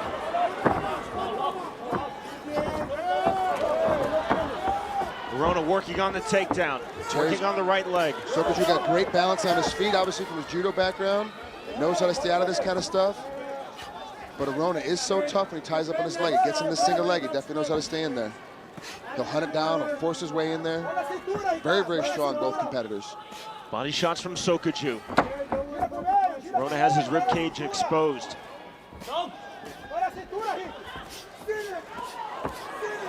Working on the head now of Arona. Oh, no, hit him. What's up? Oh, he's down, he's on. That's it. It's over. Sokaju pulls the upset. He knocks out Ricardo Arona. Can you believe it? He pulls off the biggest upset tonight thus far. He knocks out Ricardo Arona with an uppercut. After that, split off the single leg takedown. What a great way to be punching. In less than 2 minutes, he knocks out Ricardo Arona. Terry pulls the upset. Absolutely amazing. Begin the coronation, because Sokaju is the new superstar of MMA. 2 wins, that's not a fluke. He's knocked both guys out with heavy hands. One guy, he exploded into it. The second guy, he took his time, he found his spot, and he knocks him out. Sokaju is here, and he is a factor at the 205-pound weight class in the world of MMA. Sokaju is a judo player. He's not meant to be able to kick or punch. Arona absolutely stunned. It was the uppercut that landed from Sokaju, which finished the fight. Right there. Severe, straight, right-handed uppercut, splits right through the hands, puts Arona down, gets kicked in the head, the referee steps in for fighter safety, stops this fight, but he's out. You see how his body drops, how his head snaps back, and puts him down on the canvas. Game, set, match. Absolutely incredible. No argument from Ricardo Arona in your mind? Good stoppage? Good stoppage. You know, of course, you're gonna fight, you're gonna argue, you're gonna want to be like, look, I was still in the game, I was still fighting, but good stoppage by the referee. Incredible work. Sokaju definitely let in with that right, with that uppercut, right uppercut. He knew he was throwing it, he knew he was gonna make contact with it. That was a great punch, an incredible finish. And I said earlier, if there's gonna be a big upset tonight, it was gonna be this fight. Obviously, Terry proved me right once again. Technically, that uppercut is not meant to land with that effectiveness. His legs were all over this shot, but there's tremendous power in the upper body. Now, remember, too, you have to understand, Sean, he's only 22 years old. This kid's got a long time left in this game. Sokoudjou 2-0 in Pride. Knockouts versus Antonio Rogerio Nogueira, and now Ricardo Arona. That's Amazing. all I know for now, but I'll learn tomorrow. Anyway, I want to thank my team, Dan Henderson, Mayhem, Dr. Parson, Baby Vinny, Chonan, and Big Steve here. Without them, I will not be here today. Also, all the fans here at Saitama Arena. It's a beautiful place.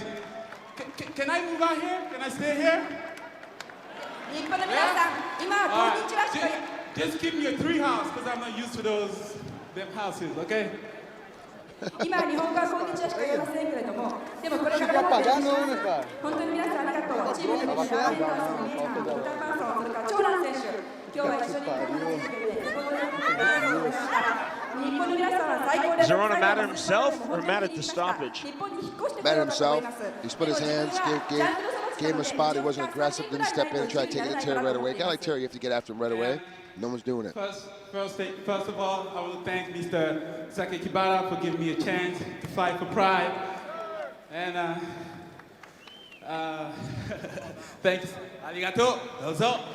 本当に榊原さん、どうもありがとうございました。プライドで戦うチャンスをくれてありがとうございました。All right, thank you, Japan. Thank you, Tokyo, Saitama. Sayonara. 本当に日本の皆さん、東京の皆さん、埼玉の皆さん、ありがとう。皆様、素晴らしい戦いを見せて、素晴らしい勝利を収めた。Frank Aoki and Sokoudjou, the two next big stars in MMA. You know what? You know, this raises an interesting thing. He's now the #1 contender at 205. Dan Henderson is the champ at 205. Dan Henderson is his training partner. The reason why he got into MMA was because he had to help Dan get trained for a fight. He got into MMA because he had to start training with Dan. If you take a look, he's elbowing and he's throwing hammer fists, not elbowing, and as soon as Ricardo lets go, Ricardo takes a step back and steps straight out, giving Terry the shot to get that uppercut and split his hands, to put him unconscious. Obviously, see the great celebration at the end of it. Terry did a great job once again, proving that all you have to do is have some will and determination, and you can really pull a lot of these fights off by stepping in and believing in your technique and your style. And Sokoudjou really believes in his technique and his style. And so he steps through all the time. All his punching, his kicking, his throws, everything are getting much better. The right uppercut obviously turned the fight in favor of Sokoudjou, but he didn't stand and admire it. He then followed up with the right hand. And that's a smart thing. Once you put a guy down, as he says hi there to Mr. Sakakibara, that as you hit a guy, you have to follow him up with other things. You can't just do one thing, two things. Sometimes you do 3 or 4 things, and Terry did a bunch of things right after. He did a great job. I'm really happy for him. Coming up, our main event of the evening, Pride versus UFC. Kazuyuki Fujita versus Jeff Monson, and we'll be joined ringside by 2 belt holder in Pride, Dan Henderson. How's it going, guys? It was doing good. You sat down next to me. Why? Now you're not the prettiest guy on the table? Not anymore. I was, not anymore. Wow. All I have to say right now is wow. And how happy are you for Terry? But here's a raised interesting question. More with Dan Henderson, the Pride welterweight middleweight champion. We'll talk about the victory of his protege, Sokoudjou. Coming up, our main event, Fujita versus Monson, Pride versus UFC. This is Pride 34 Kamikaze.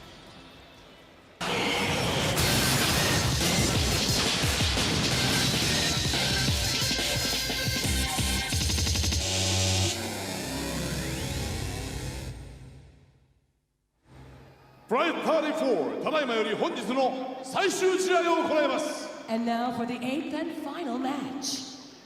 青コーナーよりジェフ・モンソン選手の入場です。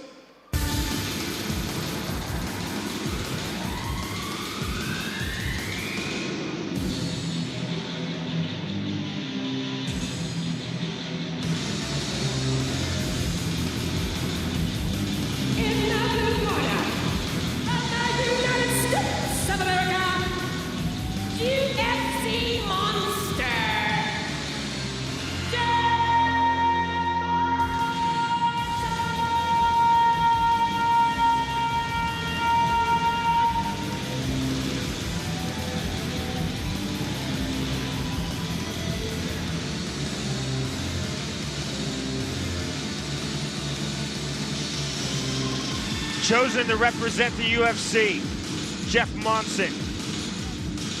Two-time Abu Dhabi submission wrestling champion. This is Pride debut. 22-6 overall in MMA, 4-3 in UFC. Losses to Tim Sylvia and Chuck Liddell, both by decision. Jeff Monson. He and I are the same height, but not the same weight. Jeff is, like I said before, he's one of the best submission guys out there. He's definitely a guy that can control the submission game. He's very, very smart. He's a PhD in psychology. So he's a guy that's very learned. He understands the fight game from the inside and from the out. Not a very good striker, but can control the pace of the fight by forcing you to have to play his game, which is his grappling game. He'll get a takedown, force you on the ground, and tie you up, and push you around, and hold you down when he needs to. He'll make you tired that way. I personally think this fight's gonna go to a decision, but we have to see what happens. That's Frank Trigg. I'm Sean Wheelock. We're joined ringside by Dan Henderson, Pride welterweight and middleweight champion. Dan, you have to be excited about this bout. Oh, absolutely. I mean, this is history just getting started right now. You know, it's UFC versus Pride. You know, it's just a taste of what's going to happen this next year. Now, real quick before we start, Dan, you hold two belts. Obviously, we're going to have UFC versus Pride. Who you want to fight, Anderson Silva or Chuck Liddell? Do you want to fight for 185 or do you want to fight for 205 if they make you choose one? Well, no disrespect to Anderson Silva, but I love the bigger challenges, and that bigger challenge is Chuck Liddell. So, you heard it here first, ladies and gentlemen. Dan Henderson, if he has to choose one, he wants to fight Chuck Liddell, but it's his right. He should be able to fight for both because he owns both belts. Yeah, and, you know, Chuck Liddell has a tough fight ahead of him right now. He may not have that belt, you know. As you hear the Pride entrance music, this is the Pride theme music. As Vegeta pokes his head out from behind the column, wearing a Pride shirt. Vegeta is what most fighters and most fans consider Mr. Pride.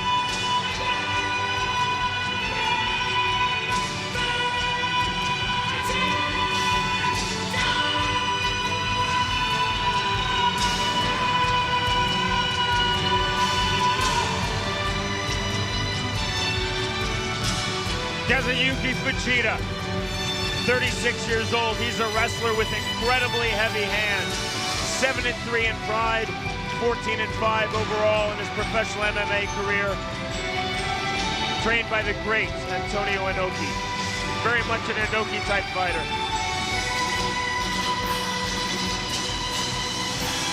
Talking about what a great honor it is to be chosen to represent Pride versus Monson in UFC. No, for Vegeta, it's a huge thing. He's always considered himself the Pride guy, the Mr. Pride.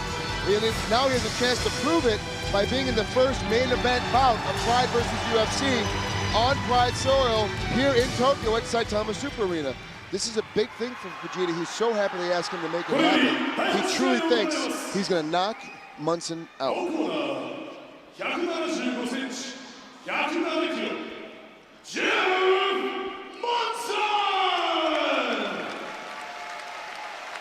Jeff Monson, 36 years old, 5'9", 235 pounds. A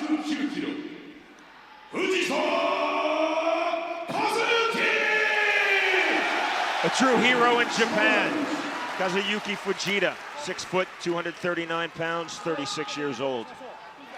I honestly couldn't call this fight, you know, who would win. This is just such a great and close matchup, I think. Very, very close fight. Either one would not be an upset or a disappointment if either guy won. Very, very evenly matched. To be honest with you, one of the most evenly matched MMA fights I've seen in a very long time. Again, the rules of the Pride ring. Maximum of 20 minutes. First round, the maximum of 10. Rounds 2 and 3, maximum of 5 minutes. Of course, no attacks to the eyes, the spine, or the groin.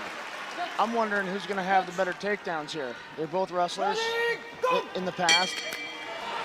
Yuji Shimada, the referee. Fujita, of course, in the white trunks. Monson in the camouflage and black trunks. Vegeta has the better hands. I think Vegeta has the better technical takedowns, but I think Monson has the better MMA-style takedowns. Scrambling takedowns and gets you to the ground and puts you in a position where he wants you to be. Absolutely. I know Monson's much better on the ground than Fujita. Traditionally, the longer the fight goes, the better it is for Vegeta. He's always in great shape. Windmill right hand did not find the mark. He was throwing that one to do some damage. Look a little bit like Dan Henderson. Shooting the double leg is Monson. Vegeta going right to work with the armbar. Oh, big punch to the back of the head. The hammer fist to the back of the head of Monson from Vegeta. Monson's so tenacious, holding on to those ankles, trying to fight for this takedown. Vegeta giving his back. Here comes the choke from Monson. Doesn't have it cinched. Got both hooks in, he's holding on tight. It's a lot of weight up there. It's a lot of body strength Monson's having to use to hold himself up here. What Monson needs to do is try to get Vegeta to the ground. Vegeta's doing a good job. Keep him up, because forcing a guy to use his weight, use his own arm strength to hold him up, he's got to get his feet. As you see Monson put his feet to the ground, he's got to get his arms off, because it's a lot of bicep strength holding yourself up here. Good takedown by Monson. Going in again, went for the north-south choke. Good Now in the north-south. Wondering if Monson's really used to knees on the ground here. We're going to find out very quickly, because I think Vegeta's in a good position here to start throwing a couple. Let's see what happens if he throws one or two in here. Vegeta can get to the north-south. Instead from the side, the right knee. No, absolutely not. It's you know, he doesn't want to be down there on the ground. Yeah, that's one of the things why I think that all wheels should have knees on the ground, because if you get a bad shot, it forces you to have to maneuver if you get a knee in the head. You can't just sit here and hold on and just kind of stall out. I've been saying that for years, that the UFC needs to add knees on the ground. It's one of the things that I really believe that, you know, that should be added to the game. Knees on the ground forces guys to have to function and be better fighters. Absolutely. If you know they're coming, they're not a huge risk. You're not going to stay there. Exactly, and you're not going to put yourself in a position to get knee in the face. You have to worry about getting cut or getting knocked out. There's very few times you see big knees in that position. Big kick from Fujita. Barely missed his face on that one. Yuji Shimada, the head referee of Pride, standing both fighters up. Monson's looking a little bit tired, but he typically does that in a lot of fights, just looks that way and keeps going somehow. Yeah, it's weird. There's a lot of fighters out there that tend to look like they're very exhausted. Like a lot of times in your earlier fights, Dan, you used to look really, really tired, and you weren't at all. It was like you were pushing the pace all the way through to the 20th minute. I think Monson may be one of those candidates where he just looks tired, but he's really not. I knew you were going to lump me in with that when I made that comment. Vegeta getting the better of things so far. Representing Pride, Jeff Monson representing UFC. First of what we assume are many Pride v UFC contests. Oh. Vegeta doing a good job keeping his hips down. Good job of blocking that wide right hand from Monson.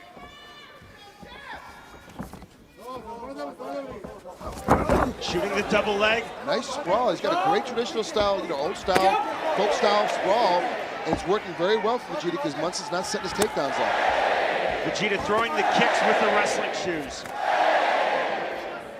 Fans absolutely adore Vegeta here at the Saitama Super Arena, all throughout Tokyo, all throughout Japan. Monson again stood up. Yeah, Monson, I don't know if he's used to the crowds quite this big. This is a packed house and, you know, a little bit different being in the ring rather than in the cage, and rules are a little bit different. I gotta be honest with you, I've fought for both organizations. I've been to big shows. When you fight in front of a packed house at 17,000, and you fight in a packed house at 42,000, it's totally different. It's a complete different vibe. It's a complete different feel. Yeah, I'm wondering, I think the biggest challenge for the guys coming over in the UFC is this 10-minute first round. Yeah, trying to learn how to maintain that pace, because that 1 minute break at 5 minutes really helps you out quite a bit. It gives you that breathing, gets you reset. Yeah, you'd probably know, you know, more about that than most, having done both organizations. And it's tough, man. I gotta be honest with you. First time you do that 10-minute round, man, it's hard. You're not used to it. Even if you train for it, you're still not ready for it. Right. I know almost nothing else except for my last 2 fights, you know. Which I gotta admit that was nice to have those only 5 minutes. Monson trying to get the back of Vegeta. He's got it again. Let's see what he can do with it this time. Great takedown. He really hunted down and really went after that single leg to get to this position. Let's hope he can finish something here. Went for the body lock, though, instead of the rear naked choke. Now the hammer fist down on Fujita. Vegeta, very, very strong chin. We call him Iron Head for a reason. He's got a little thicker skull than most people. How? I don't know, but he has it. He's got a big head, too. It's probably pretty heavy with that thick skull. 5.5 minutes into this 10-minute round number 1. No fight tonight. Has escaped round number 1. Could this be the first? This is our main event. Fujita versus Monson. Pride versus UFC. Monson trying to get the hooks in, then let it go. Good job on Fujita. Keep his knees in. See how his knees are tight to his body. Keep his elbows back. Not giving Monson space to get those hooks in. Taking a little breather, and he's going to explode up probably here. No gloves. No gloves. Hammer fist again with the right hand from Monson. Dan, what's Fujita looking to do here? Is he just stalling? Well, I think he's looking to catch his breath a little bit and not be in too bad a position, but being there a little too long, it's letting Monson just slowly creep up into better position. Now he's getting to be in trouble here. See, Monson's so strong and so good at these positions. That's it. He got caught in the rear naked choke. Sneaky by Monson. Slipped in the choke. Monson doing a great job of sliding in. The first debut of UFC versus Pride goes UFC 1, Pride 0. Yep, score 1 for the UFC on that one. You know, it's good to see that, you know, those bouters came together. Jeff did a good job. He really hunted after, forced issues. He pushed himself as hard as he could, did as much as he could, and then just found a way to finally stick himself in it. But you're right, Dan. Fujita made the mistake of staying in that position a little bit too long and allowing allowing Monson to start getting space and start sticking himself in. And once a guy like Monson, who's a good submission guy, gets a little bit of a hole, he's going to make a bigger hole and finish it off. Yeah, I think absolutely. Fujita's used to countering that position with his hard head, you know, letting guys hit him a little bit while he rests. And probably isn't used to guys that are as good at submissions on the ground on top of him like that. Monson, the victor of the main event here at Pride 34 Kamikaze. 6 minutes, 37 seconds of round number 1. Submission via the choke. You see him as he slides it in. He's just working it in, and Jeff is such a strong guy. Upper torso, if he gets a little bit in, he can force stuff in. As they roll, he squeezed a little bit harder. You see it popped underneath, slid right underneath Fujita's chin, and now it's complete pressure, not only cutting off the blood supply to his brain, but also doing a trachea crush at the same time, because Jeff is so strong. Once he slides it in there, it's almost bicep curling his throat. Getting the hooks in, no chance for Fujita, Dan. Yeah, once he got his hooks in, you know, it's real tough to get out of that position, and Monson already had the lock around the neck. It was just a matter of locking in the hips. Good job by Jeff Monson. He said he couldn't train as hard for this as he wanted to. He had a couple injuries, but obviously things worked out for him. Yeah, absolutely. He looked really good in his fight. The two-time Abu Dhabi Submission Wrestling Champion, victorious in his Pride debut over Kazuyuki Fujita.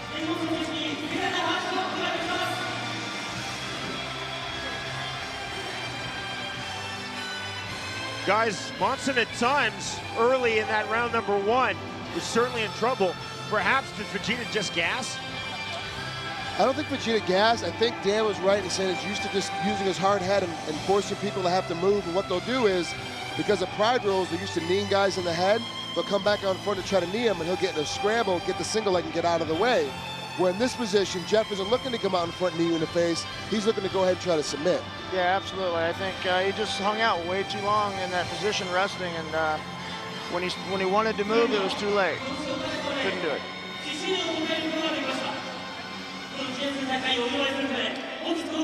Dan, while we have you, we want to talk about what you have coming up, but also talk about Terry Sokaju. He's your protege, 2 wins in Pride, and I think he is the new star now of MMA.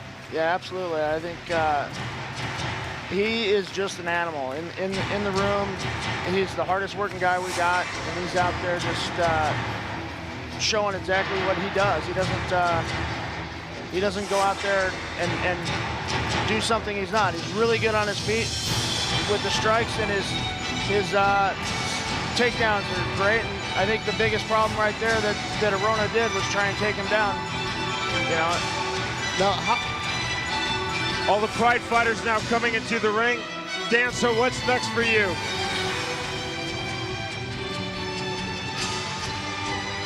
Well, I got to get up there and be in the ring, they're telling me. So it was a pleasure having you guys have me here. Quickly, your next fight. Who are we going to see? You know, I don't know. I'd love to fight at 205 against the UFC champion, whoever that might be.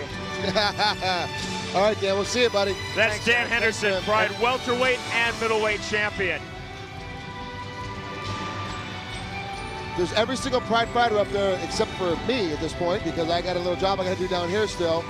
But I mean, we're talking every guy that's ever been that has been a part of Pride for the last 10 years is up there now, just doing the last hurrah for the crew, for the crowd.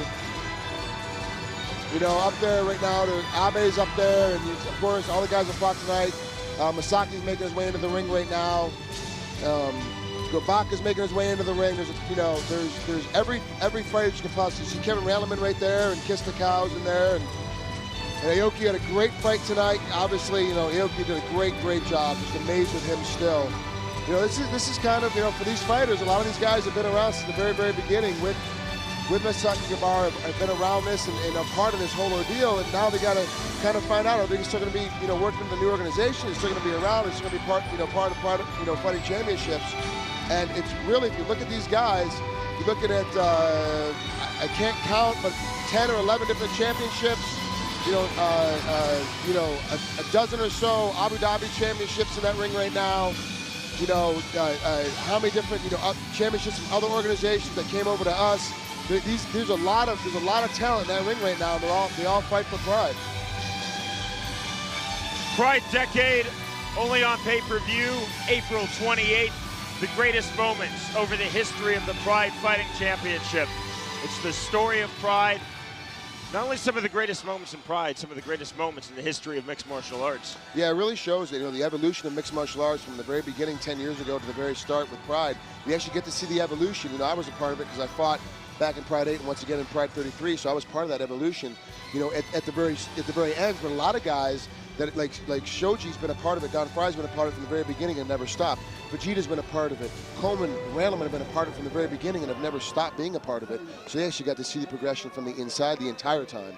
And it's amazing to see what's really gone on and how the fight game and the mixed martial arts game in the world has really come to a whole new head. And again, this is history, the conclusion of Pride 34, the final Pride under DSE. Looks like Dan Henderson's getting ready to speak a little bit to the crowd. Very good show tonight. The fighters put on one of the best fight shows in a long time. There's some great fights, no decisions, all knockouts or submissions. So it's always got to be more entertaining for the fans. 今日は本当に良い試合の連続でした。こんなにいい試合の連続っていうのは久々だったんじゃないでしょうか。判定はなし、全部ノックアウトか1本でした。皆さん本当にいい試合ありがとう。And I'm sure that the fighters tried to do a little bit extra exciting for Mr. Sakakibara's final show. Congratulations, Mr. Sakakibara. 今日は榊原さんの主催の最後の大会ということで、みんな 100% 以上の力を出し切ったんだと思います。その意味で榊原さん、おめでとうございます。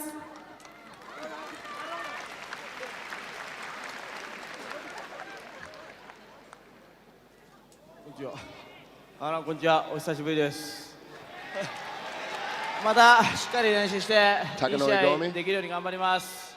Takanori Gomi saying it's been a while. これからも盛り上がっていくと思います。また遊びに来てください。Of course, the Pride lightweight champion.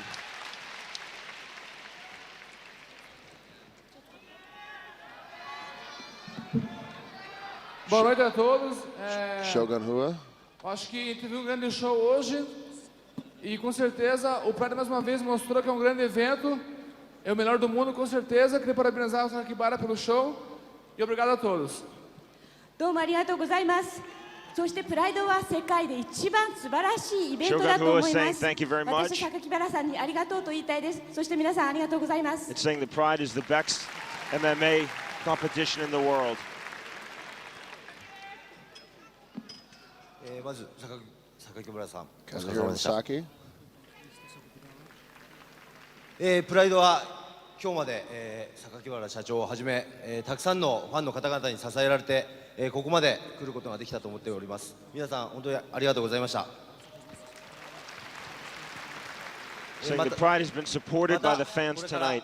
新しい、プライドの形を僕もその一人として、もっともっと大きく成長させていけたらなと思ってます。 Saying this is また the start now 皆 of さんの Pride's 力 new が必要になると思い generation. ます。皆さんこれからもプライドを応援よろしくお願いします。 Closing comments, please keep supporting Pride. Mark the Hammer Coleman. I guess you're going to have the old man talk now. ちょっとね、年の若い順からこの年ぐらいの年寄りが話す順番になりました。It's been a great 10 years. Dream Stage truly is number one. Mr. Sakikabar, you have made all of our fighters' dreams come true. You created this stage for all of us to shine or fail. Thank you. We all love you. 皆さん、この10年間、本当にドリームステージはずっとナンバーワンでした。榊原さんが選手の夢を叶えてくれました。榊原さんはたとえ負けても選手が光るこの舞台を提供してくれました。本当にどうもありがとうございました。The great Vanderlei Silva now. こんばんは。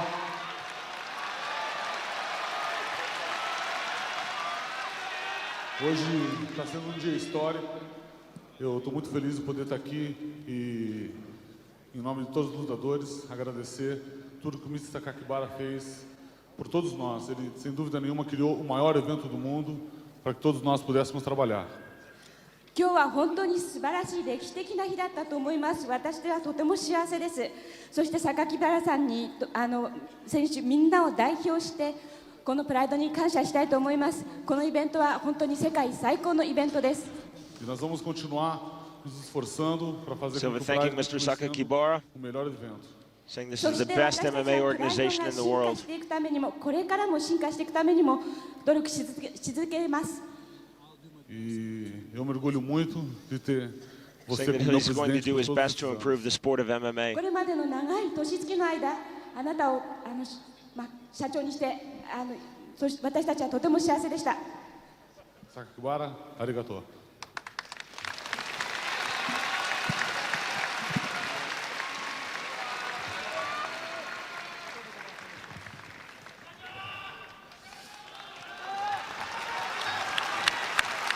Pride founder 本当に Nobuyuki 時間の Sakakibara. 経つのは早いものでですね、本当にプライドは生き物で、人生もそうですけど、一瞬一瞬がですね、 Saying the time もう flies, 戻る but ことがないし、 Pride is truly like a living この thing, この changing every みんな minute, と every 共に second. 過ごせたこの空間ももうしばらくしたら幕を閉じます。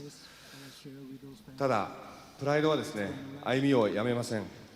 ここにいる Saying that his time with Pride and the fans is going away, but that Pride never stops. 10年戦ってくれた、いいものを作ろうっていう思いだけで一緒に歩んでくれた、ドクターの皆さん、レフェリーの皆さん、そして本当にこう運営本部でですね、 Thanking all the fighters over the last 10 years, the referees, the doctors, くれたスタッフ、本当に僕は誇りに思ってます。 the behind the scenes crew. 何を言って皆さんにお礼をしたらいいか分かりませんが、これからのプライドもですね、 You cannot thank them enough. ファンの皆さんに支 Thanking えられ everybody. て大きくなっていくと思います。どうかこれまで通り、そしてこれまで以上にですね、 Saying Pride will continue to grow with their support, the fans. 本当に Please continue supporting Pride. ファイターたちに皆さんの応援をよろしくお願いします。そして、最後に本当ここまでですね、特に2006年一つの企業の社長としては辛いことがたくさんありました。個人的にも辛い思いもいっぱいしました。でもそんな時に本当に支えてくれた、皆さんにですね、心から感謝をしたいと思います。10年間、一度も放送をやめることなく Thanking to everybody who supported him over the tough times. コミュニケーションさん、スカッパーさん、本当にありがとうございました。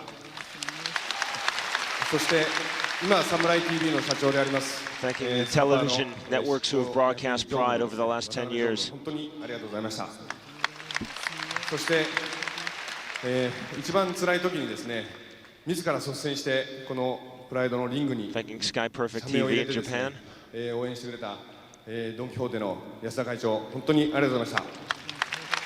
そしてドワンゴの川上会長、本当にありがとうございました。 Mr. Sakakibara thanking all of the Pride sponsors over the last decade.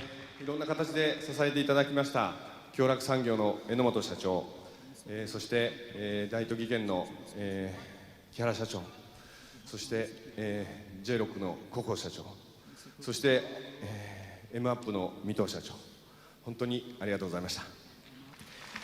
あと本当に僕名古屋の出身でですね、名古屋に Thanking all of the sponsors of Pride over the last 10 years. 東京で頑張ってきたんですけども、本当に昔から名古屋でですね、一緒に仕事をする中で成長してこれたワックスジャパンの野村会長、本当にありがとうございました。本当にまだまだたくさんお名前を出してですね、この場で御礼を申し上げたいんですが、本当に今日までありがとうございました。そしてまたどこかで皆さんにお会いできる日があれば、 Thanking the people of Nagoya, his hometown, saying that he hopes to see the people of his hometown again. Thank you very much. Thank you. Thank you. Saying that he wants to thank all of the fighters. Great honor. Hopes to see all the Pride fans again one day. I'm very happy. Saying that this is not the end of Pride. Prophetic words, Frank. Not the end of Pride. The end of an era, perhaps, but certainly not the end of Pride FC. It's going to be interesting to see, like I said before, what's going to happen as things get further progress and how things will go.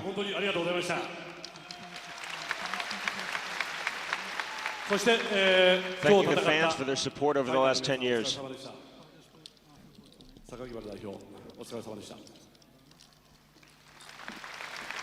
Thanking Mr. Sakakibara.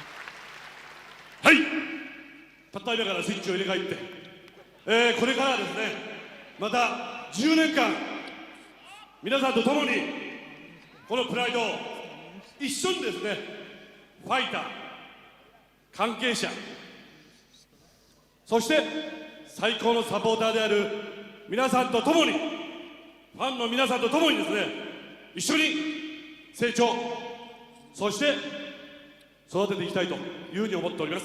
よろしくお願いします。では、もうプライドの戦いは、新しい戦いは始まってます。次は5月の20日。Saying he wants to bring Pride and UFC together, that the new fights have already started. 新しい In May, the Pride Lightweight Grand Prix. 開けてください。よろしくお願いします。ライト級グランプリ。 Asking the fans to open up a new era with the Pride Lightweight Grand Prix in May.